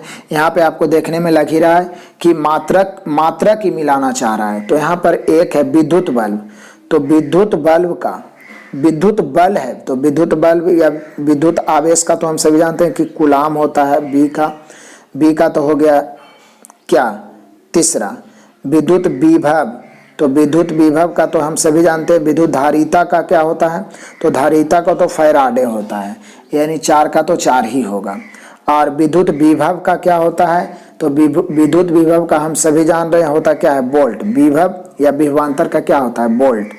और विद्युत बल का क्या होता है? तो बोले सर बल कोई रहे, बल का तो न्यूटन ही होगा। बल का क्या होगा, न्यूटन। तो आप देख रहे हैं ए का 2, बी का हो गया 3, सी का हो गया आपका 1 और डी का हो गया 4। तो यहाँ पे देख लीजिए ऑप्शन नंबर बी को मिला दीजिए, ऑप्शन नंबर बी मिल जाएगा। तो मेनली रूप से हमें ऊपर याद रहना चाहिए विद्युत बल, तो बल का तो न्यूटन होगा। आवेश का हम सभी जानते हैं कूलाम्ब होता है, विभव का या विभवांतर का वोल्ट होता है, विद्युत धारिता का फैराडे या फैराड होता है। तो ऑप्शन नंबर बी हो गया। नेक्स्ट क्वेश्चन है क्वेश्चन नंबर 183, और मजेदार भी, एक भूस्थिर उपग्रह अपनी कक्षा में निरंतर गति करता है, यह अपकेंद्र बल के प्रभाव से होता है, जो प्राप्त कहाँ से होता है? तो सोच के बताना है। यहाँ पे 183 का आंसर होगा ऑप्शन नंबर बी, पृथ्वी द्वारा उपग्रह पर लगाने वाले गुरुत्वाकर्षण से। फिर से, एक भूस्थिर उपग्रह अपनी कक्षा में निरंतर गति करता है, यह अपकेंद्र बल के प्रभाव से होता है, जो प्राप्त होता है पृथ्वी द्वारा उपग्रह पर लगने वाले गुरुत्वाकर्षण से। नेक्स्ट क्वेश्चन है और मजेदार क्वेश्चन है, स्वचालित कलाई घड़ियों में ऊर्जा मिलती है, मतलब स्वतः, जो देखते होंगे चाबी वाला घड़ी पहले रहता था, तो उसमें क्या होता है? तो यहाँ पे हम लोग का आंसर हो रहा है 184 का, हमारे हाथ के विभिन्न संचालन से। स्वचालित कलाई घड़ियों में ऊर्जा मिलती है हमारे हाथ के विभिन्न संचालन से। यहाँ पे हो जाएगा answer option number D. Next question है क्वेश्चन नंबर 185, जब कुएं से पानी की बाल्टी को ऊपर खींचते हैं तो हमें महसूस होता है कि जब कुएं से पानी की बाल्टी को ऊपर खींचते हैं तो हमें क्या महसूस, पानी की सतह से ऊपर आएगा तो भारी हो जाएगा। जब आप कुआं से पानी भर रहे हैं तो देखते होंगे जब तक वो नीचे है बाल्टी तो हल्का लगेगा, लेकिन ऊपर आएगा तो वो भारी हो जाएगा। Option number A. Next question है और बहुत ही कम क्वेश्चन अब बच रहा, क्वेश्चन नंबर 186, भारहीनता क्या होती है? तो भारहीनता होती क्या है? तो यहाँ पे हम लोग का आंसर होगा गुरुत्वाकर्षण का शून्य स्थिति, मतलब गुरुत्वाकर्षण बिल्कुल समाप्त हो जाए तो भारहीनता हो जाएगा। नेक्स्ट है, निम्नलिखित में कौन सबसे अधिक प्रत्यास्थ है? तो बिल्कुल आप पढ़ाए थे प्रत्यास्था में आपको कि सबसे अधिक प्रत्यास्थ क्या है इसमें से, तो स्टील है जो सबसे अधिक प्रत्यास्थ है। नेक्स्ट क्वेश्चन है क्वेश्चन नंबर 188। एक भू उपग्रह अपने कक्ष में निरंतर गति करता है, यह अपकेंद्रन बल के प्रभाव से होता है जो प्राप्त होता है। तो बोले सर पीछे भी तो आप बताए, एक भू उपग्रह अपने अक्ष में निरंतर गति करता है, यह अपकेंद्रन बल के प्रभाव से प्राप्त होता है। जो प्राप्त कहाँ से होता है, तो फिर से वही बात हो गया कि ऑप्शन नंबर बी, पृथ्वी द्वारा उपग्रह पर लगने वाले गुरुत्वाकर्षण, पृथ्वी द्वारा उपग्रह पर लगने वाले गुरुत्वाकर्षण। नेक्स्ट क्वेश्चन है क्वेश्चन नंबर 189। घड़ी के स्प्रिंग में भंडारित ऊर्जा क्या होती है, आपको पता होगा, स्थितिज ऊर्जा। घड़ी के स्प्रिंग में भंडारित ऊर्जा होती है स्थितिज ऊर्जा, option number B. Next question है क्वेश्चन नंबर 190 है, कक्षा में अंतरिक्ष यान में भारहीनता की अनुभूति का कारण क्या है। कक्षा में अंतरिक्ष यान में भारहीनता होती है, उसका कारण क्या है, तो इसका कारण है ऑप्शन नंबर बी, कक्षा में त्वरण बाहरी गुरुत्वाकर्षण के कारण त्वरण के बराबर होता है। कक्षा में त्वरण जो होता है बाहरी गुरुत्वाकर्षण के कारण त्वरण के बराबर होता है, इसलिए भारहीनता महसूस होता है अंतरिक्ष यान में। तो यहाँ पे हम लोग का 190 हो गया। देखते हैं क्वेश्चन नंबर 191। डोरी से बंधे हुए एक पत्थर को तेजी से वृत्त में घुमाया जाता है, घुमाते समय अचानक डोरी टूट जाए तो स्पेशल पॉइंट्स आपको बताए थे कि जब डोरी टूट जाएगा तो क्या होगा, बताइए आंसर। ऑप्शन नंबर ए, पत्थर स्पर्शतः रैखिकता उड़ जाएगा। पत्थर स्पर्श रैखिकता मतलब घुमा रहे का एक टूट गया तो स्पर्श रैखिकता उड़ जाएगा। नेक्स्ट क्वेश्चन हुआ क्वेश्चन नंबर 192। अंडा मृदु जल में डूब जाता है, मतलब ऐसे ही जल में दिया अंडा डूब जाएगा, लेकिन नमक वाला में जब दे दिएगा तो अंडा तैर जाएगा। इसका रीजन क्या होता है, तो इसका रीजन यह होता है कि नमक के घोल का घनत्व अंडे के घनत्व से अधिक होता है। घनत्व से अधिक हो गया तो नमक का घोल का घनत्व अंडे के घनत्व से अधिक, मतलब अंडा का घनत्व कम जाता है नमक के घोल से, इसलिए वो तैर जाता है। नेक्स्ट क्वेश्चन है क्वेश्चन नंबर 193। किसी व्यक्ति को मुख्य रूप से घूर्णन कर रहे घूर्णी मंच पर अपनी चाल कम करने के लिए क्या करना चाहिए, बड़ा ही मजेदार क्वेश्चन है। कहता है किसी व्यक्ति को मुख्य रूप से घूर्णन कर रहे घूर्णी मंच पर अपनी कोणीय चाल को कम करना है तो क्या करना होगा, तो ऑप्शन नंबर सी, अपने हाथ बाहर की तरफ फैला दें। हाथ को बाहर की तरफ फैला देंगे तो उसका जो कोणीय घूर्णन चाल है जो कम जाएगा। नेक्स्ट क्वेश्चन है क्वेश्चन नंबर 194। साबुन कपड़ों की बेहतर सफाई में क्यों सहायक होता है, बड़ा ही मजेदार क्वेश्चन है, मतलब क्वेश्चन को उलट पुलट के। तो ये होता है यह घोल के पृष्ठीय तनन या पृष्ठीय तनाव को कम कर देता है। साबुन डिटर्जेंट मिलाने पृष्ठीय तनाव कम जाता है, इसलिए बेहतर सफाई होती है। न्यूटन मीटर मात्रक है, तो न्यूटन मीटर किसका मात्रक है, क्या त्वरण का मात्रक है न्यूटन मीटर, तो बोले ऐसा नहीं सर, त्वरण का तो मीटर प्रति सेकंड स्क्वायर होता है, बल का तो न्यूटन होता है, शक्ति का वाट होता है, तो ऊर्जा का न्यूटन मीटर होता है। बोले सर ऊर्जा का तो जूल होता है, लेकिन ऊर्जा कार्य बराबर होता है बल गुने विस्थापन, अब बल होता है न्यूटन, अब विस्थापन होता है मीटर, इसलिए न्यूटन मीटर। तो कार्य ऊर्जा का मात्रक न्यूटन मीटर भी होता है और जूल भी होता है, तो न्यूटन मीटर जो है ऊर्जा का मात्रक है, और कार्य रहता तो कार्य का भी मात्रक होगा, बल आघूर्ण रहता तो बल आघूर्ण का भी मात्रक न्यूटन मीटर ही होता है। नेक्स्ट क्वेश्चन है 196।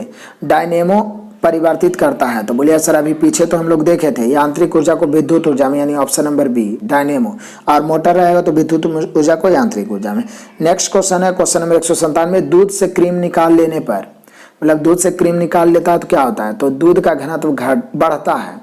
लगता है कि निकाल लेंगे तो घनत्व घट जाएगा, लेकिन उल्टा होता है, ध्यान रखना है। दूध से क्रीम निकालिए तो और उसका घनत्व बढ़ेगा। नेक्स्ट क्वेश्चन है क्वेश्चन नंबर 198। निम्नलिखित कथनों में से कौन सा एक सही नहीं है, निम्नलिखित कथनों में से, तो बोलिए सर ये तो कथन पढ़ने पर ही पता चलेगा। यहाँ पे हम लोग का बोल रहा है किसी भी पिंड का भार भिन्न भिन्न ग्रहों पर भिन्न भिन्न होती है, सही बात है। किसी भी पिंड का द्रव्यमान पृथ्वी पर, चंद्रमा पर और रिक्त आकाश में समान, द्रव्यमान बिल्कुल समान होती है, द्रव्यमान पर कोई परिवर्तन नहीं, सही है, लेकिन हम लोग का सही नहीं चुनना है। किसी भी पिंड का भार किसी स्थिति पर उस पर लगने वाले गुरुत्वीय बल के प्रति संतुलित होने पर होती है, बिल्कुल सही है।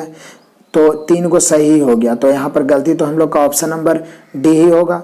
पृथ्वी की सतह पर समुद्र तल पर किसी भी पिंड का भार और द्रव्यमान समान होता है, क्या बोलता है, भार और द्रव्यमान समान होता है। द्रव्यमान समान हो सकता है लेकिन भार समान नहीं होता है, भार बदलते रहता है ऊपर नीचे होने पर, option number D. Next question है क्वेश्चन नंबर 199। इस्पात के गोले में पदार्थ की मात्रा उसका क्या होता है, तो बोले सर जो मात्रा होता है वो द्रव्यमान होता है, इसमें तो कोई डाउट ही नहीं है। यहाँ पे हम लोग का आंसर होगा option number B. Next question है क्वेश्चन नंबर 200। चंद्रमा पर वायुमंडल नहीं है, क्यों, बड़ा ही मजेदार क्वेश्चन है। चंद्रमा पर वायुमंडल नहीं है, तो यहाँ पर ऑप्शन नंबर डी। यहाँ परमाणुओं का पलायन वेग उसके वर्ग माध्यमूल वेग से कम है। पीछे ही बताए थे, परमाणुओं का पलायन वेग वर्ग माध्यमूल वेग से कम है, इसलिए वायुमंडल नहीं है। ये दूसरा बार आ गया क्वेश्चन। नेक्स्ट क्वेश्चन है क्वेश्चन नंबर 201। निम्नलिखित में से किस स्थान पर जी यानी गुरुत्वाकर्षण का मान सर्वाधिक होगा? किस स्थान पर गुरुत्वाकर्षण यानी जी का मान सर्वाधिक होगा? बिल्कुल आपके माइंड में आ गया होगा। तो यहाँ पे देखिए क्या माउंट एवरेस्ट पर होगा, तो हम सभी जानते हैं ऊपर या नीचे जाएंगे तो जी का मान घटेगा। कुतुब मीनार के ऊपर तो ऊपर जा रहे हैं ना भाई पृथ्वी तल से, जी का मान घटेगा। भूमध्य रेखा पर तो कम ही होता है। तो अंटार्कटिका कैंप में होगा, क्योंकि अंटार्कटिका है जो सबसे आपका हो जाता है दक्षिणी ध्रुव। तो हम सभी जानते हैं कि ध्रुवों की ओर जैसे ही बढ़ेंगे, उत्तरी ध्रुव जाएं या दक्षिणी ध्रुव जाएं, ध्रुवों की ओर जैसे ही बढ़ते जाएंगे जी का मान क्या होगा? बढ़ते जाएगा। ध्रुवों की ओर जाएंगे और सर्वाधिक होता है ध्रुवों पर। तो अंटार्कटिका सबसे नीचे है, बर्फ वाला, जो एक तरीका से बर्फ वाला ये महादेश है। तो यहाँ पे सबसे नीचे जा रहे हैं, सबसे नीचे पृथ्वी सतह से नहीं बल्कि ध्रुवों की ओर जा रहे हैं। तो यहाँ पे आंसर देख के मारना है हम लोग को। ऑप्शन नंबर हो गया डी। नेक्स्ट क्वेश्चन है क्वेश्चन नंबर 202। द्रव चालित ब्रेक किसके नियम पर कार्य करता है? तो भाई अभी तो आपको पीछे बताए थे ना कि द्रव चालित यानी हाइड्रोलिक ब्रेक हो गया, हाइड्रोलिक प्रेस हो गया, सभी के सभी पास्कल के नियम पर कार्य करता है। नेक्स्ट क्वेश्चन है क्वेश्चन नंबर 202। निम्नलिखित में से किसकी इकाई न्यूटन मीटर नहीं है? न्यूटन मीटर नहीं है बोल रहा है। तो बोलिए सर इसका आंसर तो पहला हो गया, बल का इकाई केवल न्यूटन है। बाकी तो आप सभी को फॉर्मूला के अनुसार न्यूटन मीटर ही इकाई हो जाएगा। गतिज ऊर्जा का भी निकालिएगा तो अंततः न्यूटन मीटर आ ही जाएगा, कार्य का ऊर्जा का भी न्यूटन मीटर आ ही जाएगा। बल गुने विस्थापन होता है न्यूटन मीटर स्क्वायर, ये दोनों तो सही होता है न्यूटन मीटर स्क्वायर नहीं न्यूटन मीटर। तो यहाँ पे हम लोग का बल का केवल न्यूटन। नेक्स्ट क्वेश्चन है क्वेश्चन नंबर 204। एक धावक लंबी छलांग लगाने से पहले कुछ दूरी तक दौड़ता है। एक धावक लंबी छलांग लगाने से पहले कुछ दूरी तक दौड़ता है, उसका रीजन क्या है? तो यहाँ पे हम लोग का आंसर होगा ऑप्शन नंबर सी। छलांग लगाते समय उसके शरीर की गति जड़ता उसको ज़्यादा दूरी तय करने में मदद करती है। छलांग लगाते समय उसकी शरीर की गति जड़ता जो होती है, मतलब वो जो गति प्राप्त करने का प्रयास जो कर रहा है वो ज़्यादा दूर तक छलांग लगाने में मदद करती है। तो option number C. Next question है क्वेश्चन नंबर 205। भिन्न भिन्न द्रव्यमान के दो पत्थर को एक भवन के शिखर से एक साथ गिराया जाता है। भिन्न भिन्न द्रव्यमान है और एक साथ मतलब अलग अलग द्रव्यमान है और एक साथ किसी छत पर से गिराया जाता है। तो यहाँ पे हम लोग का आंसर होगा ऑप्शन नंबर सी। दोनों पत्थर जमीन पर एक साथ पहुंचते हैं। भिन्न भिन्न द्रव्यमान के दो पत्थर को एक भवन के शिखर से एक साथ गिराया जाता है, तो दोनों पत्थर जमीन पर एक साथ पहुंचते हैं। Option number C. Next question है क्वेश्चन नंबर 206। कोणीय संवेग किसके बराबर है? तो आप पहले भी पढ़ चुके होंगे। कोणीय संवेग में जड़त्व आघूर्ण गुने कोणीय वेग, जड़त्व आघूर्ण गुने कोणीय वेग बराबर होता है कोणीय संवेग। नेक्स्ट क्वेश्चन है और क्वेश्चन नंबर है 207। बर्नौली का सिद्धांत, बर्नौली का सिद्धांत किसके संरक्षण पर आधारित है? तो हम सभी जानते हैं ऑप्शन नंबर बी, ऊर्जा के संरक्षण पर। बर्नौली का सिद्धांत हो गया, लेंज का नियम होगा, ऊर्जा के संरक्षण पर आधारित है। क्वेश्चन नंबर 208 हो गया। लोहे की सुई पानी की सतह पर किस कारण तैरती है? तो आप सभी जानते हैं पृष्ठ तनाव के कारण, यानी क्वेश्चन नंबर 208 का हो गया ऑप्शन नंबर बी, पृष्ठ तनाव के कारण लोहे की सुई पानी पर तैरती है। नेक्स्ट क्वेश्चन है ब्लॉटिंग पेपर द्वारा स्याही के सोखने में शामिल है, मतलब क्यों जो ब्लॉटिंग पेपर है जो स्याही को सोख लेता है, इसका रीजन क्या है? तो अभी जानते हैं केशिकीय अभिक्रिया या केशिकत्व क्रिया, जो भी कहिए। Option number B. Next question है क्वेश्चन नंबर 210। किसी वस्तु को किसी सतह पर समान स्थिति से फिसलते रहने के लिए किस बल की आवश्यकता होती है? बड़ा ही मजेदार है। तो यहाँ पे बोल रहा है किसी वस्तु को किसी सतह पर समान गति से फिसलते रहने के लिए ये सर्पी घर्षण चाहिए। लोटनी घर्षण है, सर्पी घर्षण मतलब ऐसा घर्षण हो जो आराम से वो फिसलते चला जाए एक ही जगह पे, लुढ़कने की जरूरत ना पड़े। तो सर्पी घर्षण के कारण समान गति से फिसलेगा। Option number D. Next question है और लास्ट ही होने वाला है क्वेश्चन नंबर 211।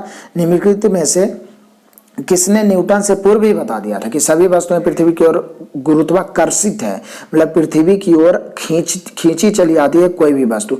तो ये ब्रह्मगुप्त ने ही बता दिया था। ब्रह्मगुप्त जो भारत के मैथमेटिशियन रह चुके हैं गुप्त वंश के समय में, तो उसी समय ये बता दिए थे कि किसने न्यूटन से पूर्व ही बता दिया था कि सभी वस्तुएं पृथ्वी की ओर गुरुत्वाकर्षित? तो ब्रह्मगुप्त। नेक्स्ट क्वेश्चन है क्वेश्चन नंबर 212 है। यदि एक पेंडुलम से दोलन करने वाली घड़ी को पृथ्वी से चंद्रमा पर ले जाएं तो घड़ी क्या होगी? तो हम सभी जानते हैं कि चंद्रमा पर ले जाएंगे तो आवर्तकाल बढ़ेगा, क्योंकि जी का मान घटेगा तो घड़ी सुस्त हो जाएगी। Option number A. Next question है क्वेश्चन नंबर 213। गैस भरे गुब्बारे का नाखून की तुलना में सुई से फाड़ना आसान होता है। क्यों? नाखून की तुलना में सुई से फाड़ना, सुई देखते थोड़ा चुभो ये फट जाएगा, लेकिन नाखून से थोड़ा उसको तेजी से खींचना पड़ेगा बल लगा के, तब वो फटेगा। तो यही पूछ रहा है कि गैस भरे गुब्बारे का नाखून की तुलना में सुई से फटना आसान होता है, ऐसा क्यों होता है? तो ऐसा होता है ऑप्शन नंबर डी, सुई गुब्बारे पर नाखून की तुलना में अधिक दाब, क्योंकि सुई में क्षेत्रफल कम होता है तो दाब अधिक लगाएगा। तो यहाँ पर सुई गुब्बारे पर नाखून की तुलना में अधिक दाब डालती है। नेक्स्ट क्वेश्चन है, क्वेश्चन नंबर हो गया 214। लिफ्ट में मनुष्य का प्रत्यक्ष वजन वास्तविक वजन से कम कब रहता है? मतलब जितना वजन है उससे कम प्रतीत कब होता है? तो अब बोलिए सर, जब लिफ्ट तेजी से नीचे जा रही हो, मतलब नीचे जा रही हो, त्वरण के साथ नीचे जा रही हो, समान गति से नहीं, तो वो वजन कम प्रतीत होगा। जब ऊपर जा रही हो तो वजन बढ़ा हुआ प्रतीत होगा। नेक्स्ट क्वेश्चन है कि क्रिकेट की गेंद को, और ये लास्ट क्वेश्चन है 215, क्रिकेट की गेंद को किस कोण से मारा जाना चाहिए ताकि वह अधिकतम दूरी तय कर सकते? तो प्रक्षेप गति में आपको बताए थे कि 36 से 45 डिग्री के कोण से किसी भी वस्तु का फेंकते हैं तो वो बहुत दूरी तक तय करेगा, और यदि आप चाहते हैं कि बहुत ऊंचाई तक तय करे तो 90 डिग्री से फेंकना होगा। तो बहुत दूरी तक 45 डिग्री से और ऊंचाई तक 90 डिग्री से। तो क्रिकेट की गेंद को किस कोण से मारना चाहिए, या कोई बल्लेबाज किस कोण से मारे ताकि अधिकतम दूरी? तो लंबा छक्का जो लगता है 45 डिग्री का कोण बना के मारा जाता है। तो हम लोगों ने देखा 200 से अधिक क्वेश्चन, और सभी क्वेश्चन महत्वपूर्ण है। आपने समय दिया इसके लिए धन्यवाद। मैं आपसे रिक्वेस्ट करना चाहूँगा कि जो विद्यार्थी ये वीडियो नहीं देखें, एक धांसू प्लान मैंने बनाया है जिसमें टाइम टेबल आपका फिक्स कर दिया हूं। इस वीडियो को जरूर देख लीजिएगा, क्योंकि 90 डेज में हम लोग को ऐसा तैयारी करना है कि ज्वाइनिंग से कोई भी रीजन, कोई भी कारण ना रहे जिसमें हम छट पाएं। तो इस वीडियो को जरूर से जरूर देखें और अधिक से अधिक शेयर करिए इस वीडियो को, जो देखें आप साइंस वाला को, ताकि मैं सभी चैप्टर का, साइंस का, फिजिक्स का हो गया, केमिस्ट्री का, बायोलॉजी का वन लाइनर और ऑब्जेक्टिव के द्वारा आपका क्लियर करवा पाऊँ और आपके रिजल्ट में मैं भागीदार बन पाऊँ। अपने वीडियो का अंत तक देखा, लाइक कमेंट करिए। Best of luck, God bless you, जय हिंद।